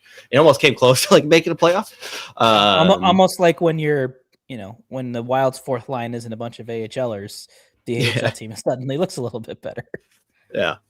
But I've just been impressed with Haight's adjustment to the pro game, pretty much since making the jump to Iowa. And then again, I think the games that he's got with Minnesota, he's stood out positively. So Haight was obviously the big one. And then again, I think the more minutes that he can get Yurov as the next year and year go on, that's going to be huge for him, because I do think that's a guy that, listen, is he going to be Marco Rossi was the same way, where is he going to be a play per game guy? No, but can he play with really good players and be a play connector? And he does have sneaky skill that they don't really depend on him for. But he's a really smart player. He's got skill. He can score. So I think he can play higher up in your top 6. And again, he's probably not going to be a top 6 center next season, but he might have a potential future 2C upside. And again, the more minutes they lean on him down the stretch, I thought he got. Obviously, I thought he looked good. Obviously, he started putting the puck in the net as well. So he's been. I just have been very, very happy with Ilya Yurov pretty much the entire season. At no point was I I don't know if he can hang right now. Yeah, and that's the other reason I do wonder if the Wild at least start with Yurov, is because I think you look at, if this team has plans to extend Quinn Hughes, to go after a really big free agent forward, that costs you a lot of money, which means somewhere, there are going to be spots in your lineup you have to fill with players on cheaper deals. And Danila Yurov still is on his rookie contract. And I think, the Wild, obviously they want to win this year, but they probably have including this year, 3-4 year window where they probably expect to be really competitive. And to do that, they need those cheap contracts. And I think Danila Yurov is one of those. So they're going to want, whereas Rossi was on his way out, if they limited his minutes, they didn't care. Hey, he's not getting that experience. Whoop-de-doo, he's not going to be playing for us anyway. Yeah, why try and win? But I think from Yurov's standpoint, when it's, kind of a coin flip, hey, this is a guy that It's probably going to be a part of our future. Nick Foligno's a part of this run. We'll get him in there when it makes sense, but let's give Urov, let's get this, I don't want to call it a learning experience, but let's get him in the action, so that when this happens again, when he is the option, he is the solidified 3C, it's not his, rude awakening. But I think he has the details. Like I think a lot of areas where you see young players struggle is the defensive side of the game. And I think Urov was unique in that sense. And, Z, to your point, like there was never a point where I thought Urov looked like he didn't know what he was doing defensively. Like he's always been good on that side of the puck. And then I think throughout the season, you've just seen the confidence come on the offense. There was the goal, I think it was probably in early March, where he like walked off the wall, made a power drive to net and like short side shelved it. And you're like, yes. Like is that Utah game, I think? And I think the camera went right to Uyghur. And he literally had just looking at the Jumbotron, hands on hips, like he fucking cooked me. Just got walked by that lanky Russian kid. God damn it! And like I think you see Utah. Yeah, and I think you see stuff like that. Like, hey, this is a guy that had the confidence to make that play. Like you've seen that building. So I'd like to, I think he's going to be a huge part of this team's future, and I would like to see him be a huge part of this, this cup run, because I think he's done everything he's needed to do. He's been effective. Like the analytics there was a brief period of time where he was on a line, I think with Foligno and Trennan, and he was great in that spot too. Like he's played wherever they needed him. And so I just think he's got to be I think he could be kind of the Wild's Nils Lundqvist in a way. Like, can this young player be a key part of a middle of the lineup and make a difference for his team? Yeah. And I think this is a conversation to be fascinating to have, like in the odds, because I mean, even regardless of what happens in this playoff series, like I would still look at this roster and kind of like maybe not major surgery, but I would like to see some significant changes. Well, everyone that's expiring will be re-signed. That's the thing. Like, you can't fucking do that. I know, but it's going to happen. It's going to happen. No, I'm with you, though. It is going to be fascinating. There's going to be a lot of different scenarios we can kind of work through as we kind of workshop the whole summer. Real quick, we got anywhere from 60 to 70 people in and out of the YouTube chat. Let us know predictions, Wild versus Stars. What's the series going to be? I'm going to step away here real quick, boys, but I'll jump back in. Break it down, though. What's your prediction for the series? How many games, and how do you see this playing out? Go first, Brett. Yeah, I'm gonna go Wild in 6. Damn. Like I just think like a special, like I think healthy roster, I might go Dallas. Like I hate saying this a lot. I would maybe lean Dallas in 7. Like I try to be as unbiased as I can. Like obviously I want the Wild to win. That's not me saying I don't think the Wild can win. But Dallas was the better team this season, no matter how you slice it. Head to head, things are pretty close. But I just think those injuries to Dallas, coupled with a Wild team, I feel like that has a core that like has this fire to get over the hump. I think they got so close to feeling it last year. They were close to knocking Vegas out in 6, and I just think the advantage they have going into game 1 and 2 with no Rupe Hintz, like it's a huge advantage. We saw what the Wild missing Joel Eriksson did to their top 6. And I'm not, and that's a similar loss. Like that's their number 1 center. That's their guy that, is over the board in all situations. That's not there. That someone else has to step up and fill roles, and it creates holes down in your lineup. And the Wild just don't have that. Like we're splitting hairs with who should be the third line, the third line right wing. Like that's nothing compared to, hey, we have someone that's to step in and fill in the number 1 center role. And, changes, we might have our franchise defenseman at 80%. Like you probably have to then watch his ice time. You can't throw him over there. Maybe, it's the 2 extra shifts that you would normally do. So I just think they have that advantage.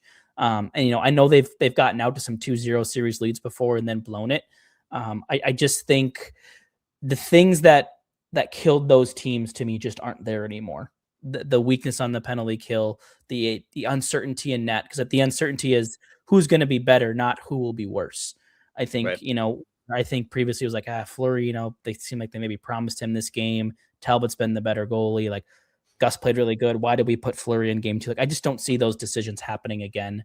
The discipline this team has, as long as they can keep that in check and not feed into Dallas's stuff, I just feel like this is the Wild's time to get through the first round. And, you can call it an upset. I think technically it is. Others might agree, but, I think the Dom Luszczyszyn's projections came out today. I think it was literally 50-50. Yeah, they had the Athletic hit, like they broke it down. It's like literally 50-50. Yeah. Yeah, I'm with you. I think if it does go 7, I would probably go Dallas at home, like in that game 7. And again, like with the question marks about just how healthy is Miro Heiskanen and the fact that we know Rupe Hintz isn't going to be in the lineup at least game 1, probably game 2. I don't even know when he's going to come back. And again, if he does come back, you're in the same boat. He's not 100%. Right. So I think those first 2 games in Dallas, huge opportunity again, at least to get one of those games and then steal home ice back. Then obviously you have to take care of business at home. And I mean, people forget just how good, like, I mean, when you look at last year's playoffs, even with the Wild coming in, like we had the question marks about how healthy they were, which we don't have this year, but they were the better team in probably 5 of those games against Vegas. Yeah. They were an offside fucking goal away from like extending that one as well. Which guy still can from maybe winning, because I think you would have. Because you would have got that was the game winner, I think, wasn't it? Was it 3-1, and you would have gone up 3-1 or 3-2 in the series, I think, at that point with that win. Yeah. I think that was game 5. They would have gone up, I think, 3-1. Instead, you went 2-2. Like that was a huge turning point. Yeah, and for my own sanity, I just can't have them stick to the bit. Cannot have them stick to the bit of going up 2-1 and then losing in 6. I just can't. Like for my own mental, I can't let them do this. I can't keep getting away with this. I am making a vow to myself that I'm not letting myself engage with Dallas Stars fans. I'm just going to mute and move on. I have weird Philly fans attacking me right now. It's how quickly are you going to give up on that New Year's resolution? Nope, I'm not going to do it. I've been pretty good. Remember Russo did that? It was like January 2nd. He was like, "Fuck you." Just especially it's like that didn't last very long. I've gone through some shit on social media this year, like just from variety of things, and I just learned it's a lot better for me if I just mute or block and move on. Yeah. I usually try to ignore, or if I just see one that's very stupid that I can like punch down on, I'm not opposed to that. If it's a very rude, it makes no sense, I will quote tweet you and just tell you to do that, whatever. But again, I think as mentioned earlier, we're not coming into this playoff series like, hey, is Kirill alive? Like, I mean, at this point, like they are as close to 100% healthy as we've ever seen them.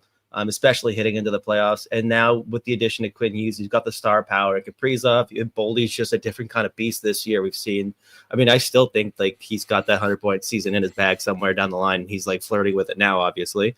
But then the combination of Hughes and Faber, like you've got star power in this lineup that you haven't had before. And like you mentioned with the goaltending question, it's not just like who can we throw out there. It's like which guy is like better right now. It's not which guy is going to like cost us.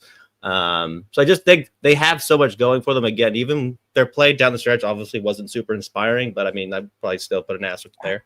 Yeah, agreed. I mean, you look at, I mean, it was Dallas and Colorado in the same boat. Like none of those teams were good the last month of the season. But again, like when you know you're likely finish in the conference and the division in, mid-February, those meaningless games in March, like I think there's some guys, hey, I'm trying not to get hurt. Like, we're playing Chicago tonight. Maybe I'm not going to go 110%. I'm going to go 75 because we can probably beat Chicago playing at 75%. So I agree with you hugely on that. Like the players will probably never admit it, but the subconsciousness of just, I know where we are. I don't want to get hurt. I'm saving my energy for the games that matter. Like 100% these guys are doing that. They're human beings. Like we all would do the same in their position. Yeah. And Dwayne Jeske mentions even without hits, I think Dallas is deeper down the middle. Do I have better center than Johnson and Duchesne? I'm like, I'd probably give them the center advantage as well. But I mean, again, it's not as big of a discrepancy when he's out. It's marginal. Like there's arguments that you could take right. Like, I think their centers, the Wild centers and Dallas centers do different things. Mm-hmm. Yeah, I look at like their center depth, and it's just like, like scoring, star power, and somehow like and then with Minnesota, it's like Ryan Hartman turns into like fucking Leon Draisaitl in the playoffs. So I don't really know how he does it, but he does it, and he does his usual rat fucking at the same time. Another thing he does an insane amount is just like he draws so many goddamn penalties. I just like looked it up. He's like him and Quinn Hughes have both drawn like the 11 and 12 most of the league. I think they both drawn like 32 this year. And I've noticed down the stretch when Hartman's been playing really well, he's doing it again. And even on, I forget which game it was, but he drew another one that they immediately scored on. I think he actually scored the power play goal. It was like 2 or 3 games ago. But like he fucking walked someone. I think it may have been the Dallas game actually.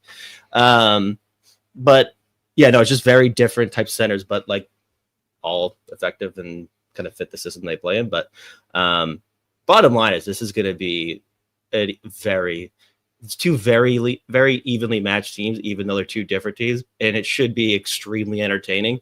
And regardless, unless it's like a 4 or 5 game series, I don't really think either fan base could possibly look and be like, this is a massive disappointment. Like I saw fucking the game notes. I think Merles was like, I'm putting Wild on fraud watch. Like, what are you fucking talking about? Second best team in the league beats you, and you're a fraud. Like, what the fuck does that mean? Fraud watch. And honestly, like, if they get swept and they lose all 4 games, 6-0, then yeah, I'll fucking totally. Okay, that's fraudulent. Fair. Yeah. There are non-playoff teams who are going to finish with more points than teams in the Pacific, but the Wild have to play Dallas. So yeah, it's a wild. I need Utah to win and have them have more points than everyone in the Pacific. That was the joke that the guys on the Athletic Hockey Show were making today. It's like Utah's the best team in the Pacific. Like, yeah, they're the wild card, but they're probably better than all 3 teams. No lies. For me, like, do we have any idea what Heiskanen's true status is? Or I think he's in. I know he's in. So, what, like, is he actually back, or are they forcing him back? Sprained MCL. So it's as healthy as it feels. So I would prefer that. You know? I'm spinning a narrative where if he's enough off his game and Hintz is out, I can paint the narrative of the Wild winning in 5. I'm not saying that makes the Wild a 5-game series better team, but if you can take the first 2 in Dallas because they've got that going on, it absolutely can split at home, win 1, or win both. Like, I don't know. Game 3 is the game I'm really watching. How do the Wild come when it comes back home? Whether it's 2-0, whether it's 1-1, whether it's 0-2. Like, I think whatever they do at home in game 3, I think that's the game that'll be, I think, what'll turn the tides. I think because it's historically where the Wild has started to falter. They've had 2-0 series leads. They let it get to 2-1 or whatever it ends up being. Like, I think, to me, that's where they have to really put the nail in the coffin. See, I'm going to say, though, because I get what you're saying, but I also feel like it's not crazy for the Wild to come home and be lights out in their first home game, and then game 4 is the dog. Like, I almost like, if they do have a big game 3, and that is the game that we're watching, I still am going to, like, kind of hitch game 4 to it. Be like, great, can you follow it up and even be remotely what you just were? Like, I think this year especially, that fucking crowd pop for game 3 is gonna. I think I'm still gonna call it the X. It's gonna be mayhem, and I am. Yeah, I was there so for game excited. 1 in the St. Louis series. Yeah, and everyone there over the age of 21, there was a lot of poos beat. Like, the vibes were great, and then there was like a fight early on, and then we had the whole penalty shot, and then everything went downhill from there. But like, the fans bring it in the playoffs. Like, the X is a quiet building in the regular season, but the playoffs are a different beast. Like, we're so critical of the regular season, but come playoff time, like, we are ready to ride or die. Oh, baby. It's going to be a fucking awesome series. It's going to rule. And I know that the fan base won't react this way. And, like, I understand to an extent when you go on as long of a streak as they have of losing the first round. But, like, as long as it's a competitive series, like, you can't be mad coming out of this unless Quinn Hughes does not extend this summer. Then panic, set everything on fire. I understand. But this team is different. It's different. Well, I think that's the other thing with Hughes, too, is, like, there's obviously, like, people kind of point to his playoff series in Vancouver. I think we had, like, it was like 4 points in 13 games or whatever it was, or 6 point, whatever. It was a pretty low number for his standards. But I think you look at from his scenario, like, he is still playing for a contract, his next contract. He has another year in the deal, but, the next contract he signs is going to be this summer, whether that's with the Wild or elsewhere.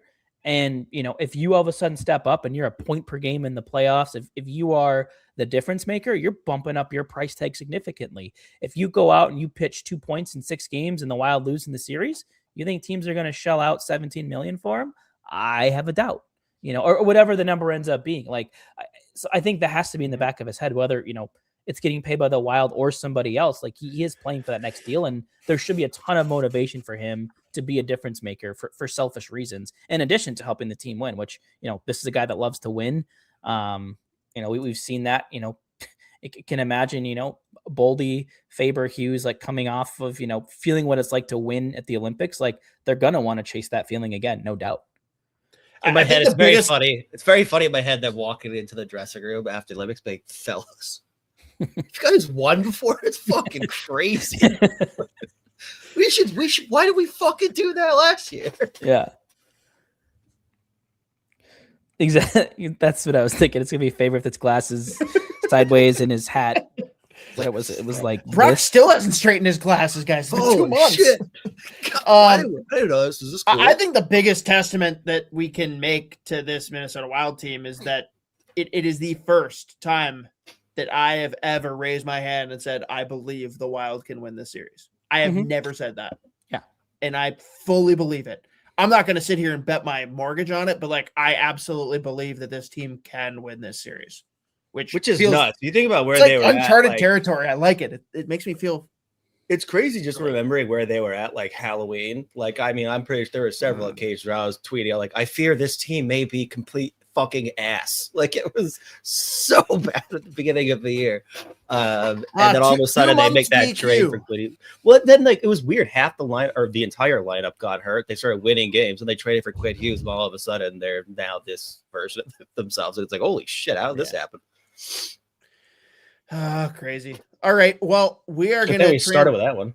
Yeah, we're going to transition from all of the positivity and optimism to, we got a couple of comments on it, and I threw a graphic together, and we're just going to talk about it. We have to.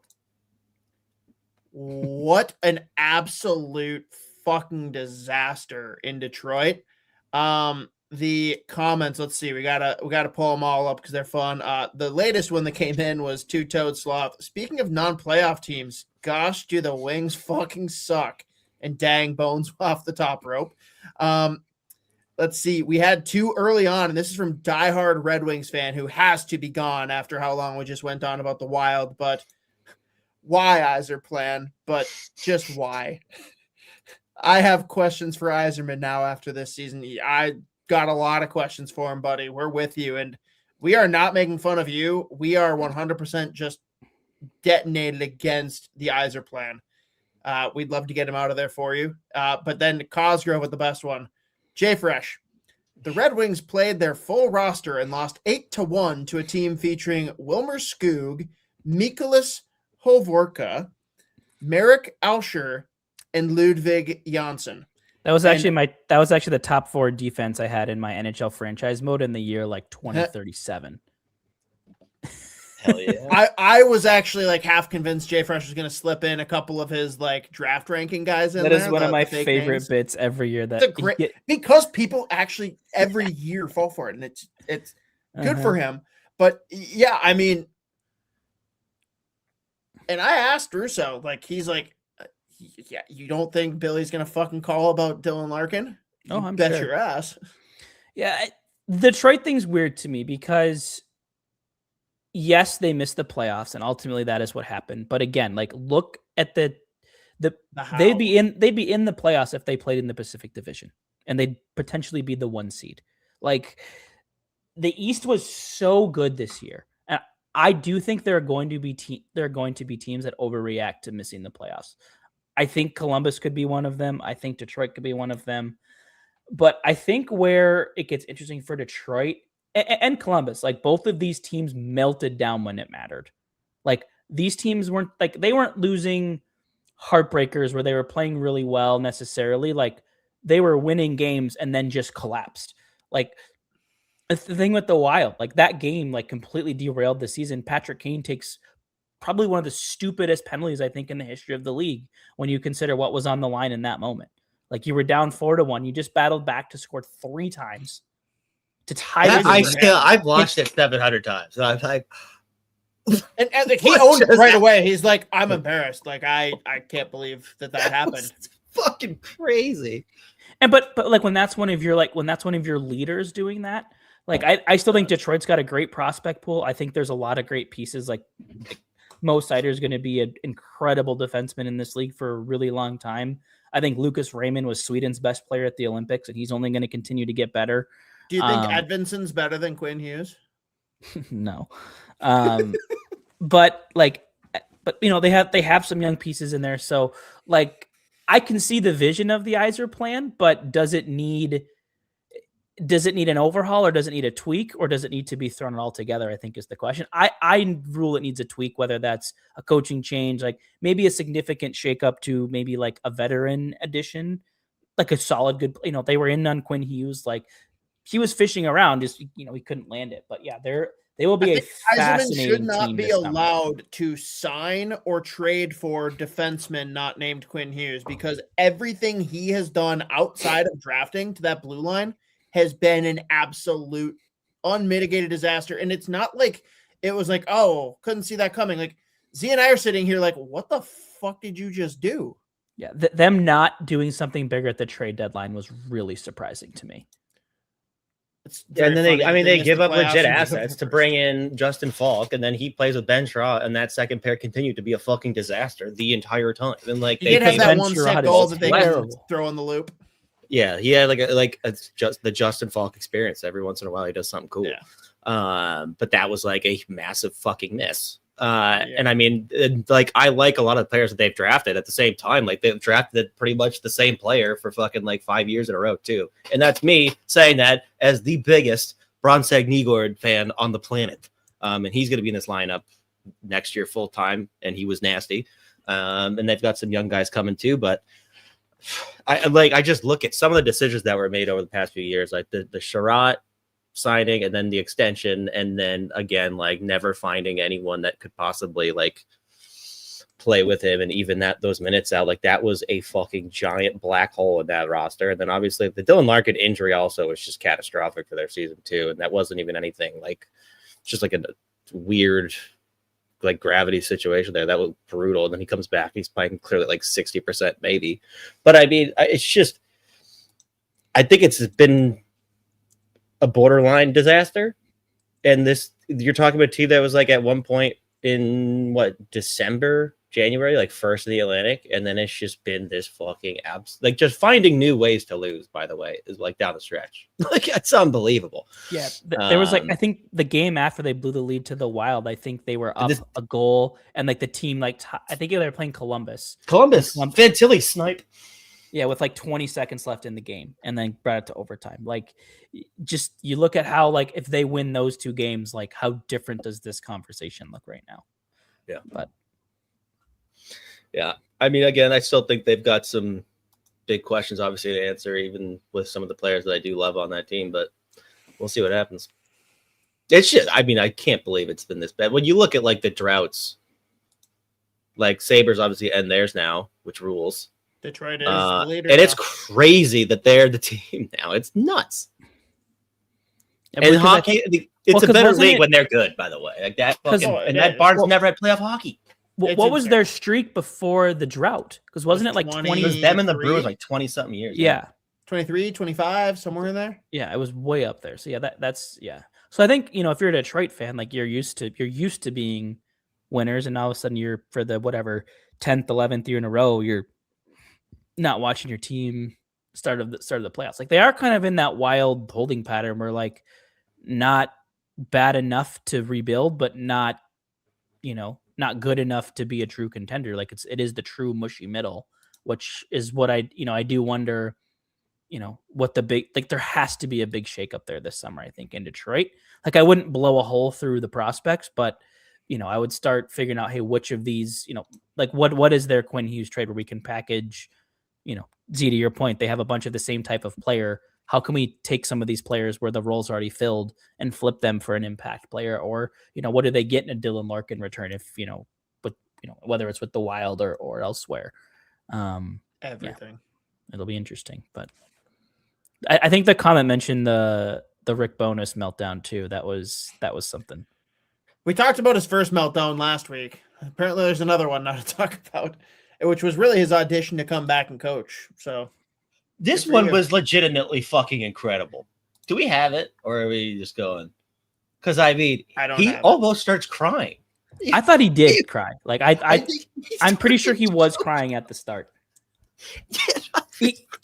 But at the same time, I couldn't tell if he was crying or just shaking with sheer rage. I think because or maybe some combo of both. Down. Yeah. Like I think he's so flabbergasted at this fucking complete and utter collapse, and not just like some, again, both losses against the Brewers were disasters. It really, like, the beginning of the end was that they got 3-0 the first period against the Brewers a couple weeks ago, and then blow that game. And then ever since then, they lost like 7 home games in a row. And I mean, they looked horrendous. Just a ridiculous collapse. And he did it in Winnipeg where he basically called them all jellyfish. And then that fucking quote last night, as they're already eliminated, and they are fucking so lucky. Like they were about to get 2014, the Mike Yo fucking like lash out at the Wild practice. Like, but it might have been like a miracle Herbie's skate. Yeah. Like, yeah. Cut the power off, no lights. 45 minutes of just killers, getting bagged. And for the listeners that didn't see it, basically, like, Bowness had his post game last night after Columbus lost, as he said, like their 7th straight home game to end the season, and was eliminated from the playoffs. And he basically, like, on the verge of blowing a top / crying, was like, 3 hits, 21 giveaways. That tells you like everything you need to know. Like 23 giveaways. And it was like, this team has no heart. They don't care about losing. And if I'm back next year, I'm going to change the fucking culture. Like I will change. He kept forgetting that he's not coming. Like he's not technically. He doesn't know yet. He kept. But he is. He will. Which tells me he's probably coming back. He will now. Those exit meetings are going to be something. Well, and then like, did you guys see like the Werenski was like, I don't know if I really believe that we don't care about losing. I'm like, oh boy. Werenski's like, am I really having to answer? Like, first of all, the fact that the 2 guys I've had to make a comment about this from was fucking Rick Bowness and then Patrick Laine. It's like these are the guys accusing us of not caring. It's unbelievable. But that one was incredible. That was like he is at his wit's end clearly, and he's like, "What the? I've never seen anything like it." And Port's line was like trying to ask the question. He's like, "Have you ever seen a collapse like this?" And Bowness like, "No." What else do you want to know? Yeah. If you haven't seen the clip, I'm sure you can just type it into Twitter and you can watch it. It is great. Exists. It will be like that soundbite's going to be used. Like parts of that soundbite will be used again. The beginning of he's like, I was like, oh my god, he's gonna cry. Is he gonna cry? Yeah. Holy shit! Wow, something else, man. But, it's a crazy time to do it. And I can only imagine what he's saying in that fucking locker room. Because it's one thing to do it. Like, I remember, like, the thing with Bruce Cassidy, he does this thing where he, like, obviously by the end of his tenure with every team he's on, like, basically the only relationship he has with players is him screaming at them and, like, probably saying some very questionable things. But, like, the thing, like, at the beginning, it was always, he was hard on players in the media, but, like, he'd always went and, like, talked to them first. Like, hey, just so you know, I'm going to be saying something at the media, but, like, I need you to hear me say it to your face first. And then by the end, he's just like, fuck you, fuck your family. It's like, oh boy, okay. But he just went scorched earth, just emptied the clip.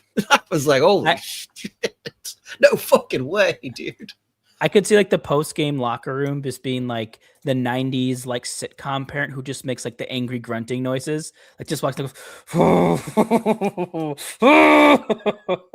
I do wonder if him and Dean Evison were on a FaceTime last night. And Dean's like, right? I told you, man. Fucking told you, bro. Well, and they did have a really soft schedule once Bowness took over. Like they played like some pretty bad teams for like a month. Mm-hmm. Z, you have to address this, please. I was waiting for someone to ask this. Oh, yeah, no, it's just like I think it's a funnier way to call someone spineless or gutless or just like whatever. It's just fucking jellyfish, dude. Soft. Which Soft. I don't know how much time Merrick spent on it, but it was a considerable amount of time just dancing around. Like, I just love that Bowness went out of his way to not use the word soft, but continue calling them soft. It's it's just too hard for them to go in and compete. They can't do it. Like, oh, all right, so you're saying they're soft. Sweet. When did it go wrong? It got hard. It got challenging. It got hard. Oh, good stuff. Shout out Ricky. Man. Shout out Ricky Bones. Beauty. All right. I know you guys got a little bit left to go. I got to head out. Thanks for jumping on, Brett. And next time we do a show, we'll be talking about like game 3 or 4. Crazy thought. Hell yeah, brother. Let's go Wild. All right. Jesus. Go, baby. See you guys. Peace. All right, dude. Let's start powering through then. We're going to go through these series, and we're not going to go like, I'm sure there's some that we'll spend a little bit more time on. Some are going to be pretty quick, rapid fire, and like one's going to be a cluster of talking about 3 series at once because they're technically not assigned yet. Do we just start with that one? Do we start with the cluster? Yeah, I'll go wherever you want to go. Whatever's going to be easiest. Let's talk Pacific, which literally consists of the 5 teams here and the Colorado Avalanche playing whoever's the worst between, I guess it could literally be anyone except Vegas and Utah that plays Colorado. And as Brett mentioned, he would very much love for Edmonton to play Colorado. I actually think that'd be entertaining as well. Please just, for the love of God, it's going to be Edmonton, LA, and I'm going to be so mad. Yeah. I mean, the worst way to go out. Yeah. Let's figure this out. That what do we want the matchups to be? Yeah, I mean, I think I just pulled up hockeystats.com, which is also just it's a great analytics website. By the way, it's JFresh's website. And as things are currently constructed, I think actually the matchups like this are appealing to me, like Avs, Kings, Stars, Wild, obviously. Knights, Utah could be potentially just a fascinating series. Because we've talked about how much we love Utah and everything they're doing. And then just what does Vegas look like? I mean, I know everyone made noise about like Vegas's record when Tortorella gets hired, but you like look at the fucking like they've had 1 or 2 hard games, really. They don't scare me all that much. No, it's interesting. Hey, if I'm being honest, Utah, in my mind, is the best team on this screen. Problem is, experience will matter. Like that's where Vegas and Edmonton do have a slight edge, right? Like they've got guys that have gone on runs. Yeah, it's interesting too. Like I mean, like Utah brings in Nate Schmidt this year, and I was like, I don't know. Like, obviously, he was really good with Florida, but they was in a pretty good environment, really good situation. But him and John Marino have been one of the best D-pairs in the league all year long. Like, their fucking numbers are ridiculous. And Nate Schmidt is just found new life, and he looks really good, which I'm very happy for him because he rules. Love that guy. He's the best. So, I mean, they have brought in a couple guys like that where it's like, hey, that's a really good piece to bring in as far as, like, leadership goes. It'll be interesting with, like, Vemelka. Can he stick around, and just how much is Vegas gonna be throwing at them? But I just think Utah is really well equipped to like handle pretty much anything that gets thrown at them anyways. Genther, 40-goal season. Logan Cooley back healthy. He looks like a beast. And I mean, Clayton Keller just rules. They've just got a lot going on up and down that lineup that I love. So we'll see. But that could be a potentially really interesting series though. And then Oilers Ducks would be 10-8 every game, which would rule. Yeah. No, I want that boat race to occur. I think that would be very fun. Cosgrove asks, is Kemper the best starting goalie on screen this year? Oh my God. I mean, Dostal had some tough stretches. I still think he'll figure it out, and he's the best goalie of this group, but that's just because this group has it's like you see him, you know that he has it in his bag, right? Yeah. But he's the only guy in this group that you can really say that about. Yeah. And like, I think the safest goalie in this group is probably Utah, right? Like, like they're not gonna. Those goalies aren't gonna steal. Well, the thing is, Utah is also, as far as like the environment in front of lose that goalie is completely fine as well. Like really, well, the environment, like the defensive environment that Vejmelka plays in, is good. Fucking Dostal pretty much has to be like the greatest goalie of all time. Yeah. To keep the other team from scoring 5 goals. Like it is unbelievable the amount of chances that get fucking thrown at them and that they allow. The amount of high danger chances and like off the rush, it's a disaster. Yeah. But I mean, they've got the firepower up front. Leo Carlson came back, he's healthy, and my God, is he putting up ridiculous numbers. He's going Sports Center top 10 mode like every game. Beckett Seneke also having a ridiculous rookie season, so they're very fun. But that has the potential. Cutter Gauthier, 40-goal guy. Incredible. Nuts. Love it. But that could be a very fun boat race series. Well, and so here's my question that I think really is going to drive my cheering for this. I know the answer is none of them, probably, but like, who has the best chance to give Colorado a tough series? Whether it's actually beating them or just pushing them to 6 or 7 games to give Dallas or Minnesota some shade of hope going into that next series. Yeah, I mean, it does feel like it's Utah and then like Connor McDavid, you know what I mean? Like, yeah, it's Connor McDavid putting up 6 points per game. it's just the most. I don't think Utah can.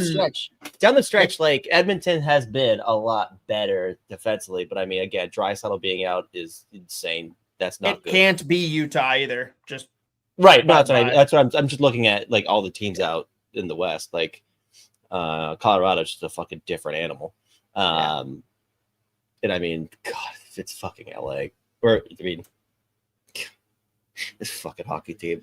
I cannot believe that there is like there. I think there what are a horrible send off for Kopitar.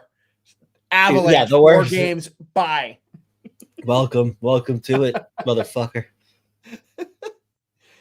Disgraceful. I think the Oilers would be fascinating actually against. Colorado. Yeah, I was gonna say like you've seen what McDavid can do literally. I got to pull up scores tonight because I know one of the games in this was playing, and then the rest are tomorrow. Vegas is up 3-1 on Seattle right now. Okay, so Vegas will lock up the 1. Yeah. Oh yeah, because there's only 7 minutes left. Yep. So Vegas locks up the 1. They will play Utah, so that is the one series that we can technically talk about. Utah. Yeah, give me Utah. Book of Mammoth, baby. It will be interesting though, because it is like going to be a lot of these guys cutting their chops and like their first playoff experience. Yeah, and I mean the thing, it's just like what does the goaltending look like for Vegas? At the end of the day, like regardless of what differences Tortorella has implemented, which like realistically there couldn't have been a whole lot that like would have been like improvements on what Bruce Cassidy's done. That's like what players are just like less unhappy. And like maybe you get another save or two, but that has nothing to do with your coach. Like even when Bruce Cassidy got fired, we talked about this. The underlying numbers for Vegas are fucking ridiculous. They don't give up scoring chances. They put up good offense. They just can't buy a fucking save. Like if they had league average goaltending, they would have clinched. Can you imagine if they like? What if they could acquire someone like I don't know, like a Logan Thompson, for example? Oh yeah, if they could go get that guy. If no one's ever letting go of that guy, but imagine if they could get that guy. Yeah, that'd be pretty cool. You know, maybe if he's in the middle of like an autograph sign, like if he's signing jerseys somewhere. That is the best part of that whole scenario. It's almost as good as Ryan. I know it's not true, but it was very funny when there was a report when Ryan Hartman got traded to Minnesota that he was like fishing, didn't have service, and he found out last. Which was like, I know it's not true, but like that's what came out initially. That's like how it got reported. I wish that's how it went down. That's very funny though, if that was true. Dang. All right. Yeah, we didn't have a lot of prep because we really didn't know what any of these series were going to be. So this one's going to be a little bit more basic, but I think we're both riding the train. Utah, Mammoth playing whoever survives the juggernaut battle of Colorado, Minnesota, Dallas, right? Yeah. And I mean, it's tough too. Like in my head, I was like trying to come up with a compelling case for like for anyone, like regardless if it was going to be. This is like before LA clinched. I was like, I can't, like, whoever even gets into that second wild card spot, I just can't even come up with anything. I did not want it to be LA. I was like, please don't let it be LA, who has like the 30th most wins in regulation this season in the entire NHL. It's fucking insane. It's disgusting. That being said, again, as I mentioned off the top, it would actually, I think this is in the before we jumped on or before we went live, just to set the sport backwards by a decade, a Stanley Cup final somehow of LA Boston would ruin the sport. Like, I mean, it would be terrible. It would be awful, but it would be chaotic. Yeah.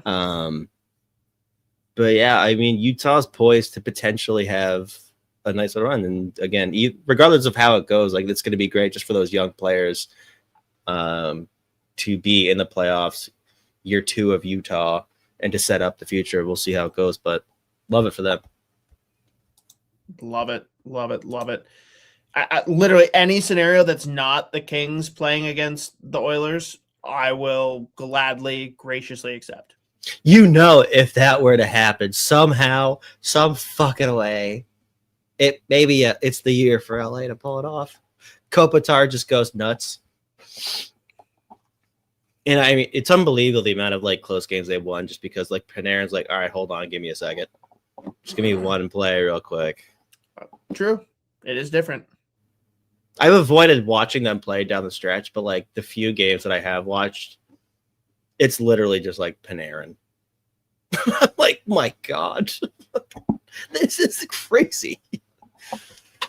Mm-hmm. All right. Next one is going to be a fun one for you.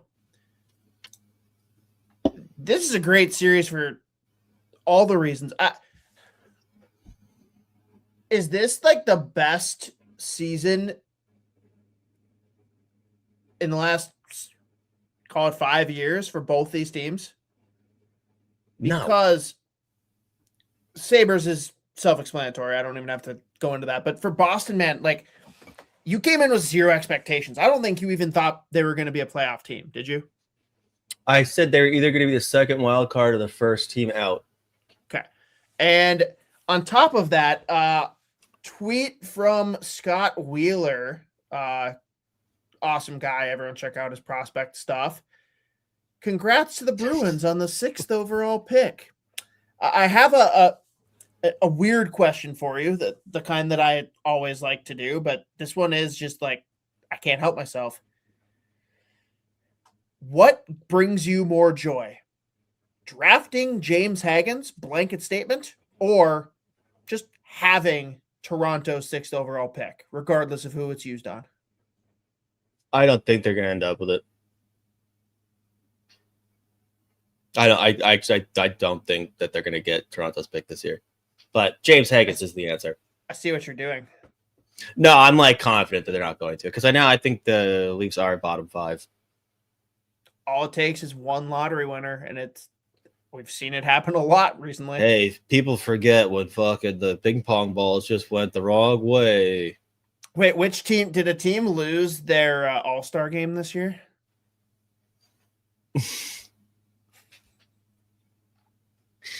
I mean, so just on the Bruins though. Yes. It's a team that absolutely has no place playing playoff hockey. They have no reason to have 100 points this season. It's literally Jeremy Swayman and David Pastrnak, and that's pretty much it. There have been a lot of really like good feel-good stories, but you know what's fascinating to that's me is disrespectful to one player. Charlie. No. A center. He does not play a lot of center. Murat? No. I figured he'd come up. No. The guy that had like literally the hottest scoring streak, like calendar year. Pavel? He's also doing really good. No, Geeky. He's not a center. Okay, I thought he was a center. Yeah, I mean, he's just incredibly streaky. Anyways. He is, but awesome. This team is, especially defensively, absolutely fucking atrocious. And what's shocking is the fact that, like, when we came into this season, I was like, I think their floor is too high to really bottom out, specifically because the defense can't possibly be worse than last year when Hampus Lindholm and Charlie McAvoy were basically both out the entire season. And then the goaltenders were both awful last year. The defense has been worse. Like, they give up more scoring chances. They give up more rush chances. They are absolutely horrendous in their own zone. Like almost significant. Like, it's not quite. It's like, I guess a few, whatever, like decimal points, whatever. But, like, McAvoy's having a great offensive year. And I mean, but like defensive, this team is just so fucking bad. And they are shooting the lights out on top of that. But Jeremy Swayman has probably given, like, they finished last year with 75, 76 points, something like that. They have a 100-point season, almost entirely due to David Pastrnak putting up another 100-point season, becoming one of the best playmakers in the league over the past however many years. Which, I mean, that guy is just fucking unbelievable. But Jeremy Swayman, like, he has been absolutely ridiculous. But I mean, at the same time, they just play this brand of hockey that somehow every once in a while will get you a result. And when you look at, like, Buffalo, would it be completely ridiculous for the Bruins to somehow do it? Probably not. And like, Buffalo is better in every fucking area of hockey except for goaltending. The only edge that the Bruins have is goaltending.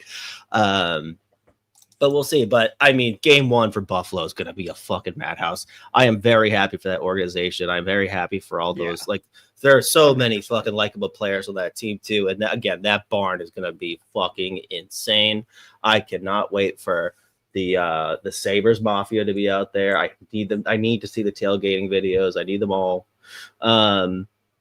But on paper, it should be really lopsided, but the Bruins have just somehow done this shit where they're like, they've got a bunch of fucking absolute mutants and third liners out there every once in a while chipping in offense, but like playing super physical. And then every once in a while, David Pastrnak goes sicko mode and Jeremy Swayman's like just making save after save after save. So it's absolutely in the cards that it could happen. But when you just look at the two teams, like Buffalo is just so good, so much better. In every area of the game outside of goaltending. But it'll be interesting. I do think like the Bruins are going to be a pain in the ass to play just because they are going to be pieces of shit.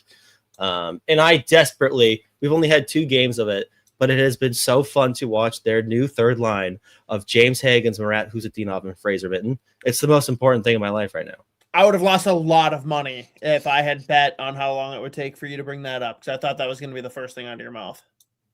Oh, James Hagens has just been he's incredible. I love him.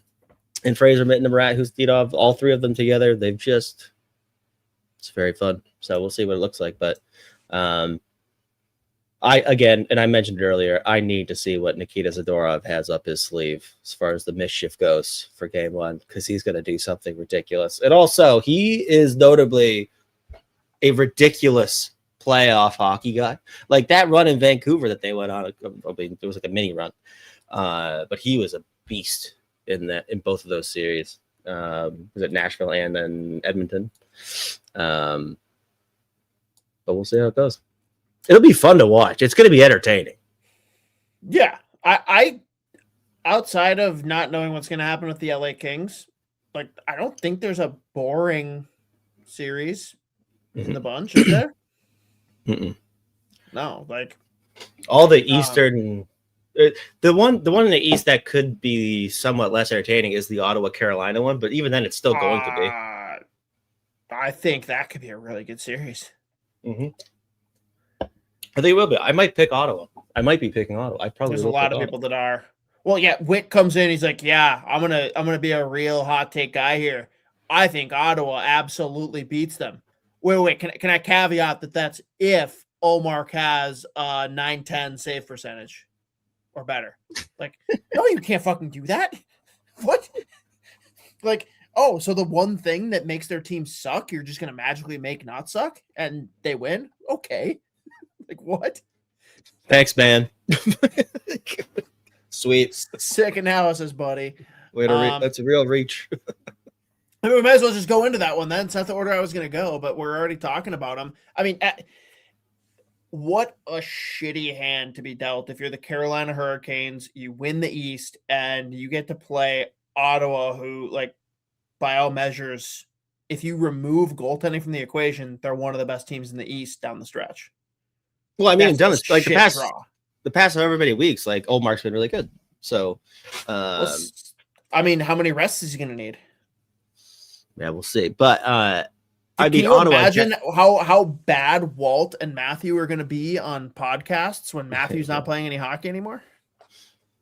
That's exactly right. But it's been like, again, even when, and we'll see how healthy that back end's going to look for Ottawa for game one. Most of those guys have started coming back. But I mean, even like, I think we've mentioned this past couple of weeks though, but like guys like Clevin and Spence have been so good. And like, obviously Clevin, I think also got hurt the other day. I think he might be back, though. I can't remember. But like, they just have such a deep team. They create so much offense. They're one of the best defensive teams in hockey, and for a while it was just the goaltending that was getting them in trouble. But again, down the stretch here, last couple of weeks, outside of a game or two, Ullmark's been the guy they need him to be. And you know, I think at this point, they've like just getting into the playoffs. I think that gets them over that hump of all the drama off ice and shit. And hopefully they're just like in a spot where they can kind of the season restarts, and they've got Carolina here. And I think it's going to be a really good series. It's going to be fascinating because like Carolina is all volume, like so much fucking shot volume, playing at pace. And we'll see what some of those guys look like. Like Nick Ehlers has been a beast this season. I think he ended up with 70 something points. Stankoven's been a fucking animal. I love that guy. Jackson Blake's been really good. Obviously, just like up and down that lineup, it's just like cocaine hockey, just 1,000 miles per hour. But Ottawa's really good at limiting all of that, and like they actually match up quite well. Yeah, I feel like Ottawa is gonna be the trendy upset pick, and I'm not falling in on it. This Carolina Hurricanes team, it's the same thing every year. Like they are a very good hockey team, and if anything, like maybe having to go up against someone difficult in the first round will actually push them a little bit better down the stretch run. Like they've generally had pretty easy matchups in the first round. It's hard for me to look at this team and see what they did. Like they really didn't lose much and added. The goaltending is the big question for this whole series. Like, what are we going to get out of this Bussy guy? What are we going to get out of Ullmark? Like that's really going to decide the series. I think they're probably going to go Anderson game one. And sure, Anderson, either way. If goaltending nets even, I still think Carolina figures it out. But a slight nudge on either side for goaltending. Like if Ullmark can step up and be what we know he can do, but to the same point, like it's the consistent. Like I don't know who's showing up on any given night for Ullmark. So this is the biggest toss up. I have no clue what's going to happen. Like either team could win in 5 and I wouldn't be shocked. You know, I could see a series also. If like, I mean, I think at this point, everyone's pretty well acquainted with how good Jake Sanderson is. This is absolutely a Norris candidate, like Norris caliber type defenseman. This could be a series where he logs like 30 minutes a night, takes over games from the back end for them. It could really be like, again, I don't even want to call it a coming out party just because I feel like people should know how good he is. But I mean, I just, if Ottawa could be as healthy as possible on that back end, they are really just equipped for whatever Carolina wants to throw at them. But I also, again, for like a 1 and 8 seed, okay, hang on. It's fascinating because, like, I do think this is about a 50-50. This is like a 50-50 for me. Fair. Who's the best defenseman in this series? I'm going Sanderson. but it's freaking close. I mean, Slavin gives you like obviously the elite shutdown. Sanderson's going to be a guy that's going to be putting up ridiculous points and also like shut down D and like playing like equal minutes. So I still give it to Sanderson, but I mean, it's absolutely no slight on Jacob Slavin because he fucking rules. Yeah. And yes, Dwayne Jetski, Bussy's numbers down the stretch have been not good. Bussy's been trending poorly, but this is a very valid question from C. Kramer. Does Brindamore pray for an actual hurricane if they get swept again? Yeah. Still one of the greatest quotes. I know we got swept, but that wasn't sweet. That's not what happened. Well, Rod, it was. Nope. Can't argue with that logic. Okay. Sure was. So what you. I'm saying Carolina in 6, but again, like we said, this is the one series where like, yeah, I'm not going to really be shocked by anything. Yeah, again, like as far as like a number 1 seed going up against a wild card team, this is like the closest. This is the closest like 50-50 kind of series. Really? I've seen in a long time. Really? Is that me going out on a limb? Well, no. We literally just talked about Vegas and Utah. Or I guess one. Yeah, okay. It is different. I was just thinking 1 seed for the division. I'll go with the Senators in 6. But all right. If Carolina won in 5 and it was like 5-2-1 games, I'd be like, yeah. No, but I'm going Carolina Ottawa in 6.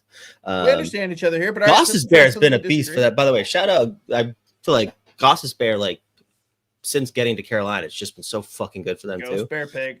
Carolina fixes every defenseman and then sends them off to other teams, and those teams are like, God damn it, this isn't who we thought we were signing.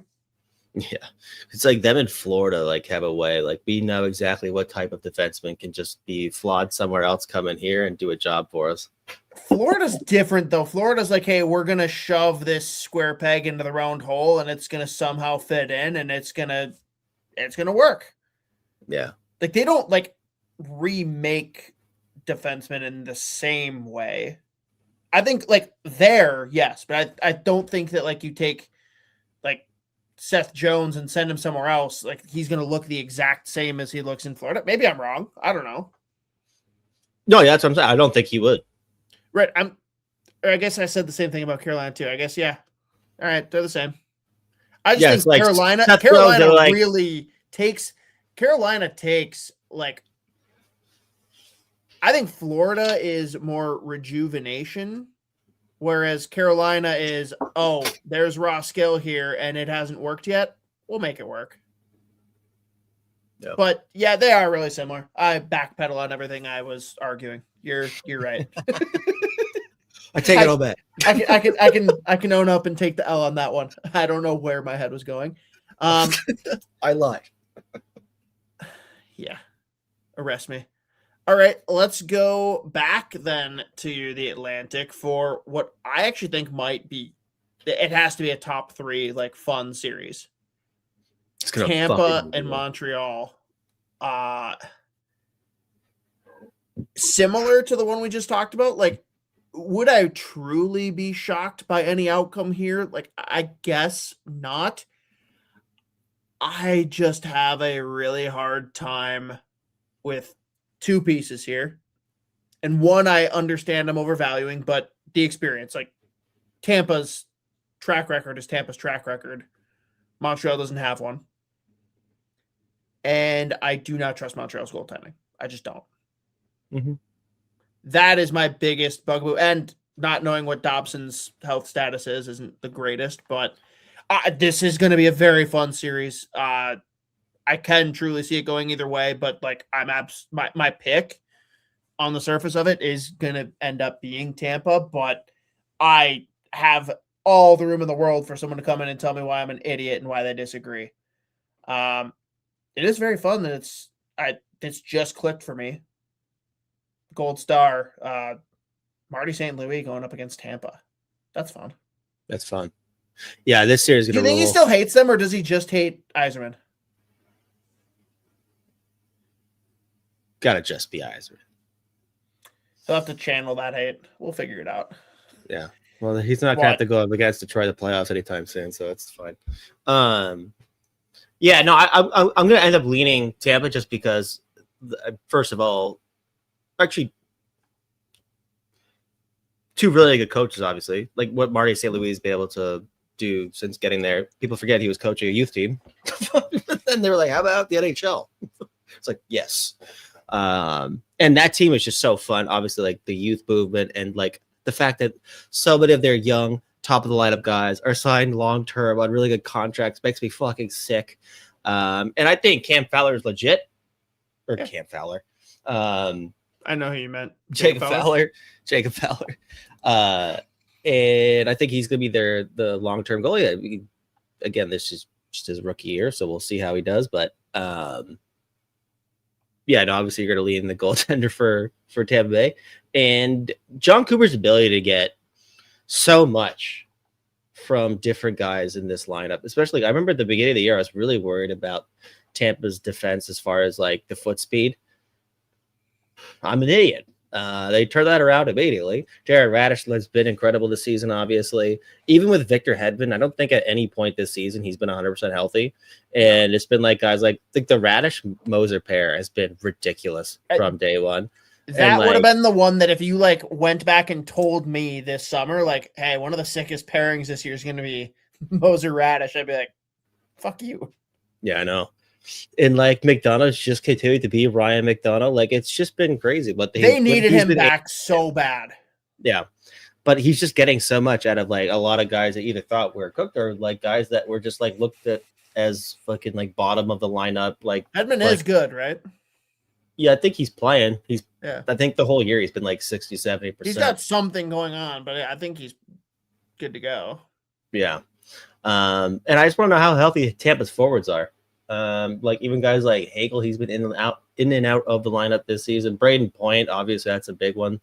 And it's not been his year, but Nikita Kucherov's looking like fucking Mario Lemieux every time he steps onto the ice, and it's fucking ridiculous. He's insane.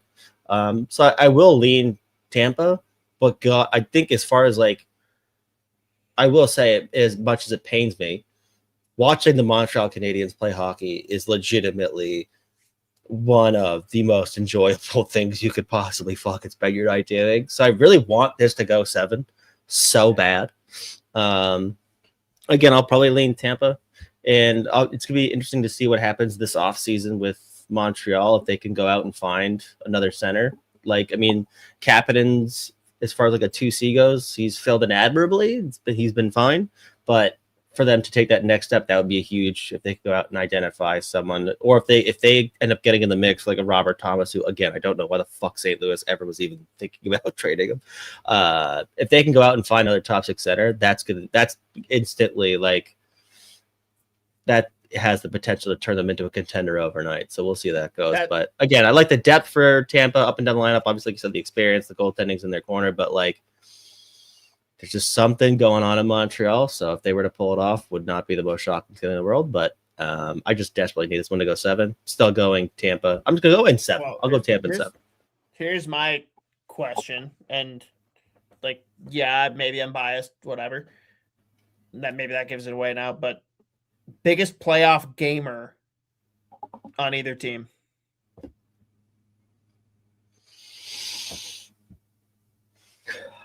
Who's going to get a couple extra notches here? Postseason is Jake Gensel season. Yeah. That guy's going to go off. I always forget, what was he, a 3rd round pick? That he's just been he stepped into the league, he's like, yeah, I'm going to be fucking nasty. Yeah. The whole time. Like, okay. He's not lying. He is doing that. And he's the one that goes to Uno when his dad's working for the Gophers. Like, Nebraska, Omaha, what? God damn it. How'd this happen? Yep. Nope, he's been pretty freaking ridiculous, and he should have never left Pittsburgh and whatever. That's a different story altogether. Yeah. All right. So we both got Tampa, but again, I think this is like one of the series that if like one of my teams isn't playing, this is one that I'm turning on pretty fast. Mhm. That brings us to the one that everyone predicted preseason. How the hell yeah. How the fuck do we have Pittsburgh versus Philadelphia? How did this happen? Pittsburgh finishes the season, especially the way that they've been playing. Like they've played good hockey too. Like it's not like they've been getting that. They're not like Bruinsing their way into the playoffs. Like they've played good hockey, start to finish, and obviously like Erik Karlsson looking like vintage Erik Karlsson. Do you think he Anthony deserves Hart Trophy votes? Hart Trophy? I'm not saying top. Like he shouldn't be a finalist, but he should get on ballots. I think. I don't know about that one. How many votes does everyone get? I mean, I don't know. He's not going to be a top 5, but he's been fucking awesome. And Anthony Mantha, 30-goal guy. He's been great, obviously. That one is that. You could have told me, hey, Erik Karlsson decides he's going to turn the clock back and be good. Okay, I'll bite. I would have never fathomed Anthony Mantha putting up 30. Yeah. It's crazy too, because he was just always that guy that, like, if you can get that give a shit meter up, he's one of the best power forwards in the league. Like I remember when Washington acquired him at the deadline a couple years ago. I was like, oh my God. And it was like, now we're talking about obviously brothers Protai and Tom Wilson playing the same line, but like at one point you had like Mantha and Wilson going up and like, oh my God, they're gonna kill everyone. Like it just never clicked there, obviously.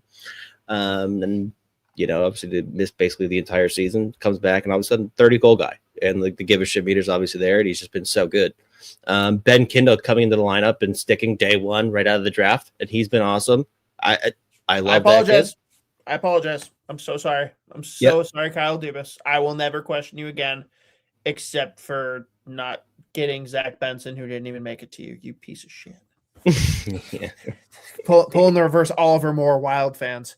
How can you not draft him? Because he was taken before we had a pick. What are you talking about? Yeah, but they should have fixed that. They shouldn't have allowed that to happen. Okay. But yeah, no. But anyways, Pittsburgh just from start to finish this year, they played really good fucking hockey. And wasn't on my bingo card. And then Philly post fucking Olympic break, one of the best teams in the league. Really good defensive game as well. Like shout out Jamie Drysdale for like really having a monster year defensively. Ristolainen was really good this year for them. They've got a lot going. And Trevor Zegras, I love this for him. Putting up another monster year, like setting his career high in goals, assists, points. I'm a little. Hang on, though. We gotta pause because you went through like giving all of the nods and like patting of the backs to the Penguins. How do you not mention Justin Brazeau? Yeah, I love the. How dare you?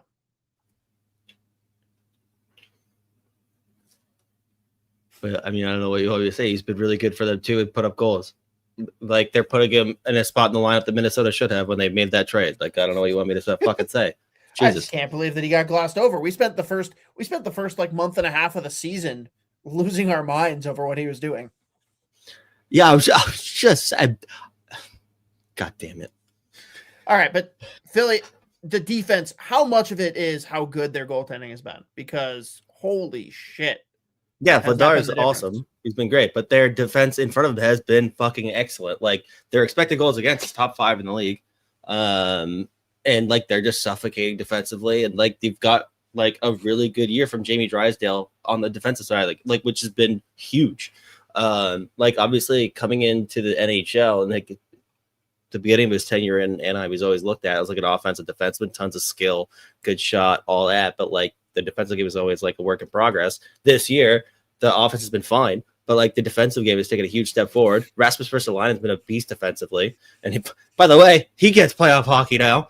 Yeah, but what was I can't remember. I think it might have been Friedman, who's like Porter Martone and him walk into a room together. He's like 8 games until playoff hockey. 821 games until my first playoff game. Fuck you. crazy. But yeah, that's all I'll say. It's the defense in front of the goal. And again, Dan Vladar. Again, side note, I always have to mention this. Apparently, the way that you pronounce that name is Vladash. Fascinating. And yes, Dave, it's gritty. It is gritty, Dave. That rules. But like defense has been really good. And then Porter Martone comes in, and what a another shot in the arm. And since he signed, he has been their most used forward. He's got the most time on ice. Like one of the games put up 14 shot attempts in the game. I know this is a tough one for you. Do you wish that he had slid, or are you happier having Hagens? I mean, it's in the want. Like I love James Hagens. If Porter Martone is there, that's who they wanted. Well, because he's big. Same time, the fact like James Hagens was my 3rd overall, so I love James Hagens. So I'm not even. It's a situation like that's a win-win. Yes, it is. It is. Yeah, I think that is this not the first time in NHL history with the 32nd ranked power play makes the playoffs, which is unbelievable. It's incredible. Pretty good. First power play in the league. That's bad. But yeah, they play. I mean, they've just been really good post Olympics, and there's a lot going on. I think it's actually going to be an entertaining series. I really hope we get the nasty side of it, though. I would love that. It's going to be interesting to see because there's like so much turnover since like both what was the last time? were good. Last time they played each other was it 2018? 2019? They wouldn't have played each other in 18, I don't think. So I remember it wasn't even. Have they played each other that recently? Even? I think so. Maybe not though. I thought Philly was kind of ass for the last little bit here. Well, no, they had like a couple weird good years. Like they were one of the teams that benefited from like bubble. Yeah. The bubble playoffs, they were like, who are they? They're one of the best teams in the league. I think they played in 18 or 19. So I remember Malkin turned the clock back and did a spinorama and went top shelf. What? That was Carolina. No, there was different series. Where he came from behind the net and then did the spin around behind the back and shelved it for a hat trick. That was Carolina. That was a long time ago. Yeah. Yeah. No, I'm not there. No, I wanted so badly instead of what I have here for the graphic to just have the gif of Crosby hitting Giroux's glove. I don't like him. What don't you like about him? I don't like anything about him. I don't like any of them. I don't like him. 2018 first round, Penguins won 4-2. And then lost to the Capitals and sprung Ovi to his one and only cup. Mm-hmm. Yes. No, there's gonna be hate here. It's weird because it is just a different vibe for both of these teams when I don't think anyone thought either of them would make the playoffs. Mitchkov versus Ben Kendall. Ben Kendall at the fucking opening face off. Like, oh my God. No. We're gonna do straight up Ovi Svechnikov. We're going Malkin Mishkov. That knockout. I do think that's the one thing I'm most excited to see here is like does just the absolute hate here and knowing that time is limited. I need to see beast mode Malkin. Yeah. I need to see him take over this series and kill everyone in his path and score all the goals. Like there is no one in the past, like I'd say like decade-ish outside of McDavid that is more fun to watch when they take over a game. Like I would say it's McDavid, Malkin, McKinnon in that order for me. Yeah, I mean those like the 08-09 playoff of getting Malkin was some of the most psychotic shit I've ever seen in my life. So good. And when he's on, it's like, phew. Now how much of that does he have left in his bag? Who knows? But it's just worth that. Like that was so goddamn fun. He can't do it for a whole game. He can still like throw on the little like push the button for nitrous booster and like go do something. But break glass in case of emergency. He's not gonna do those things. I need to just see glimmers of it. I just need to see this series bring that out of him. Give me one last chance to see bully Malkin just go out there and absolutely work everyone for a couple shifts here or there. Yeah. And Dwayne, Jeski put it in Kucherov. For me, Kucherov does it differently, where it's just like so nasty, so slippery, ridiculous. Like Malkin was like, go kill someone, or that goal that he got fucking murdered at Sunrise and then ended up with that breakaway. Was that 09? And the clapper. He was so fucking mad about getting absolutely lit up. Ends up somehow 10 seconds later, he's on a breakaway, goes, fuck it, clap bomb. Like, oh my God. That is a top 5 Malkin moment for sure. But Kucherov is ridiculous. He takes over games and somehow it's quiet. Yeah, it is. But to your point, very different takeover. That he's Gretzky takeover, where we're talking Mario takeover.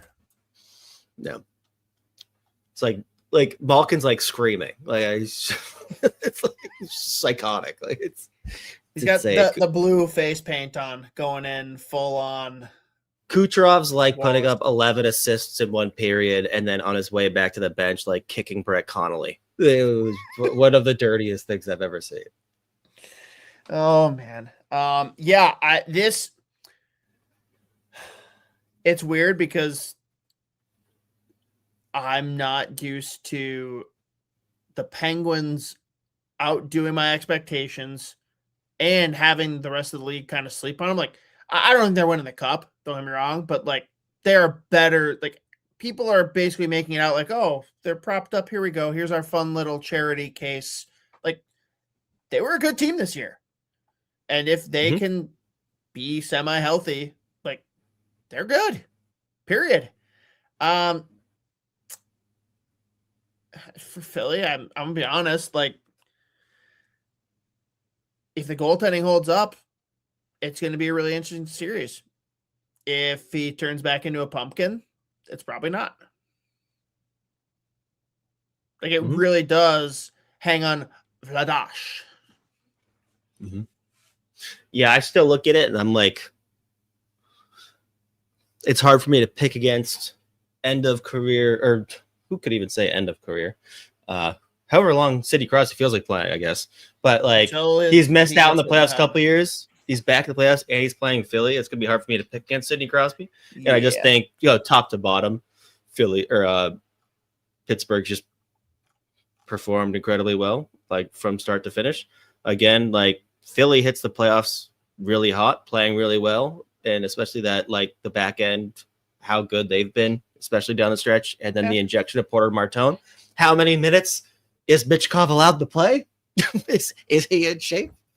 It is interesting having Rick Tocchet on the other side too. The one thing that I'm not like worried about it, but let's go back and like Wild fans, like cover your ears, go la la la la la.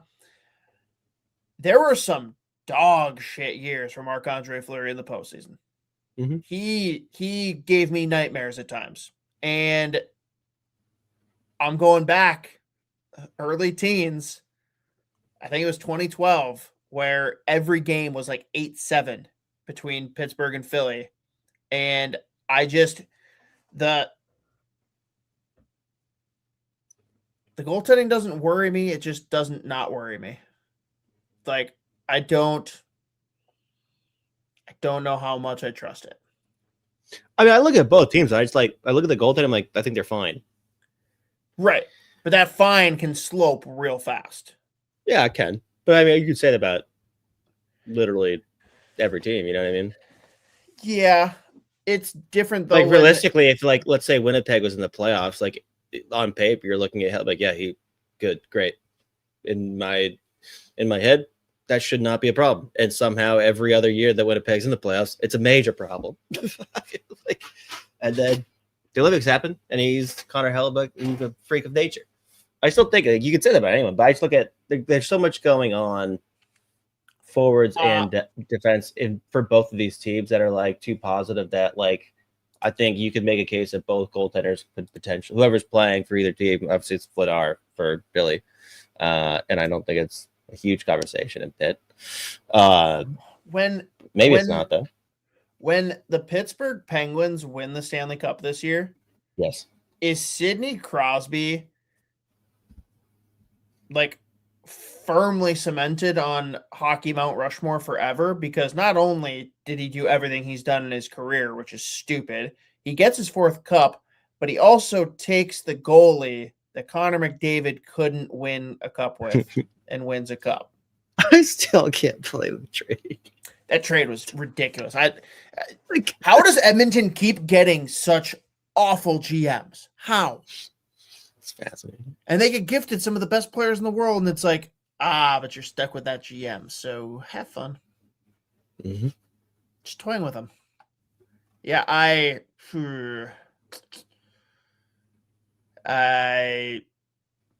I'm never gonna feel good about a Pittsburgh Philly series because whatever you think you know about both these teams, forget it because they're going to be completely different teams now. Whether that's for good or bad, I don't know.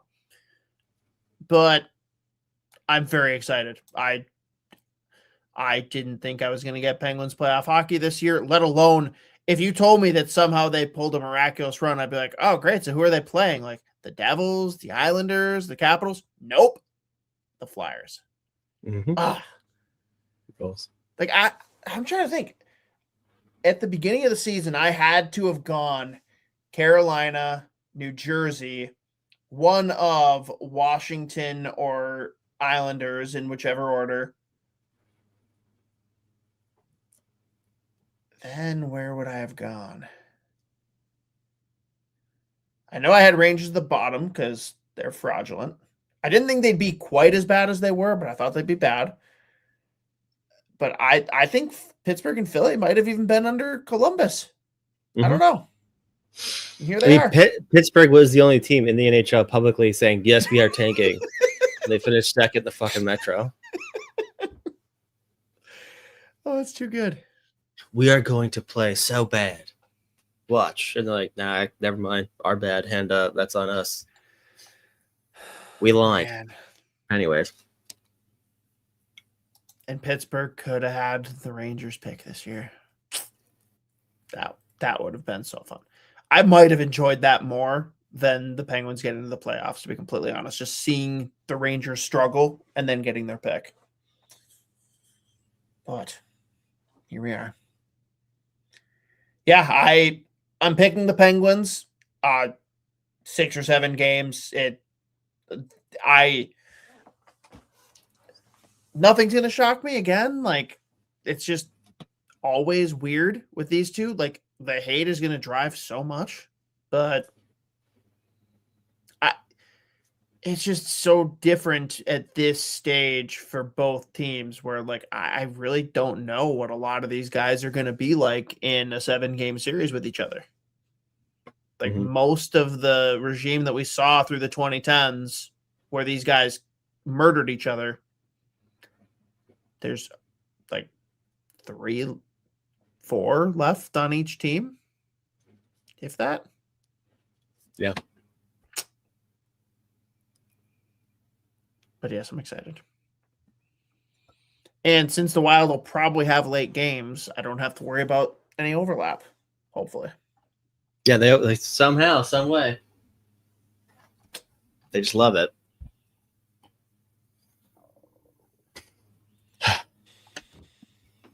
We did it. We got through all of them. And we've gone so long that, I don't know, I'm totally putting it in your court.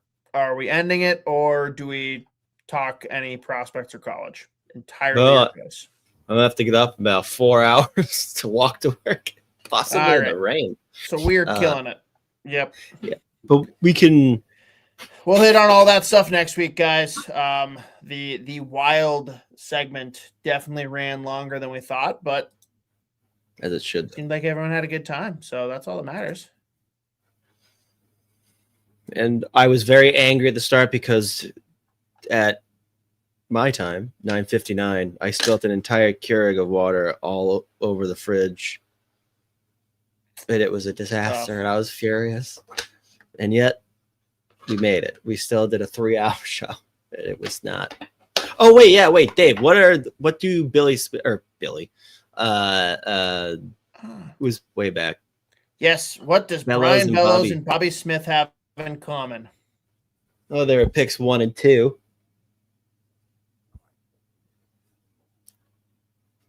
Now I'm just let it fill space.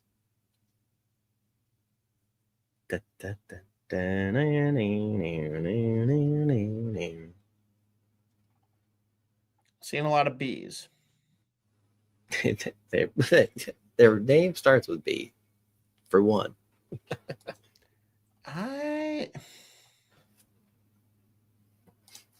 Oh, Did Cole get it? Dave, is that the answer? both. No. I'm giving Cole half a point. A lot. If that was, I don't know. I love that it ended up not being like I'd be. That's amazing. I forgot that Bellows went to Montreal. Oh man. I agree. Cole's answer is great. Oh, Did not I see think he took the Brodeur situation and flipped it. That was the confusion. Mm-hmm. Or maybe he went Lindros, Brindamore. Who knows?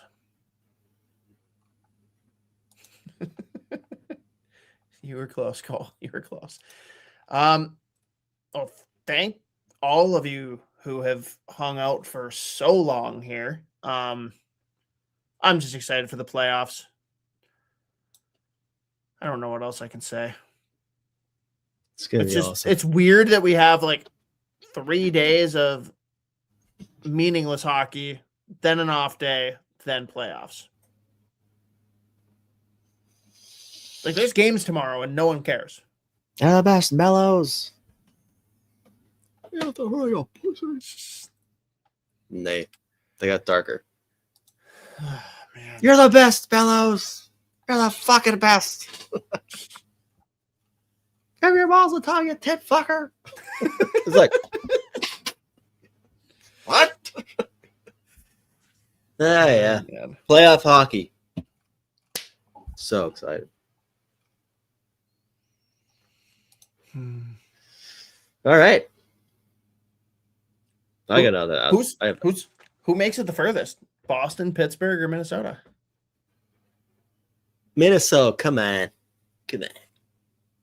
Got to do the homer pick. That's not a homer pick for you. I will worry about the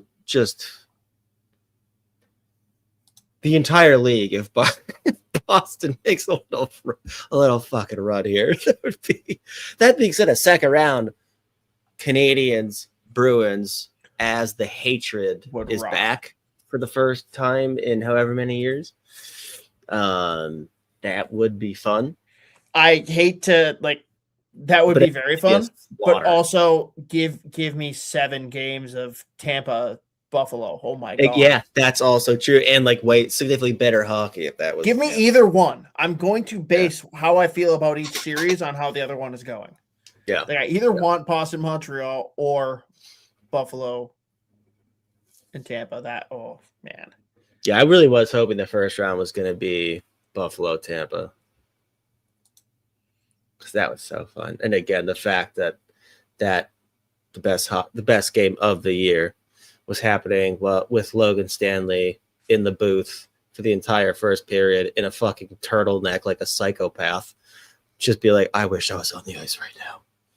Committing felonies. It would have been great to have 7 games of that round one. Because everyone knows round one of the playoffs is always just fucking the best. But it's all right. We have a ton of really good matchups. Where there'll be 2 series worth watching. Yeah, I'm not gonna. I won't watch any, but I'm saying even for even basketball fans are like, fuck, what's the point of the first round? Yeah. But doesn't matter. We got hockey, baby. Let's play that hockey. Let's play that hockey. All right, we'll be back next week doing hockey stuff. Peace. Peace.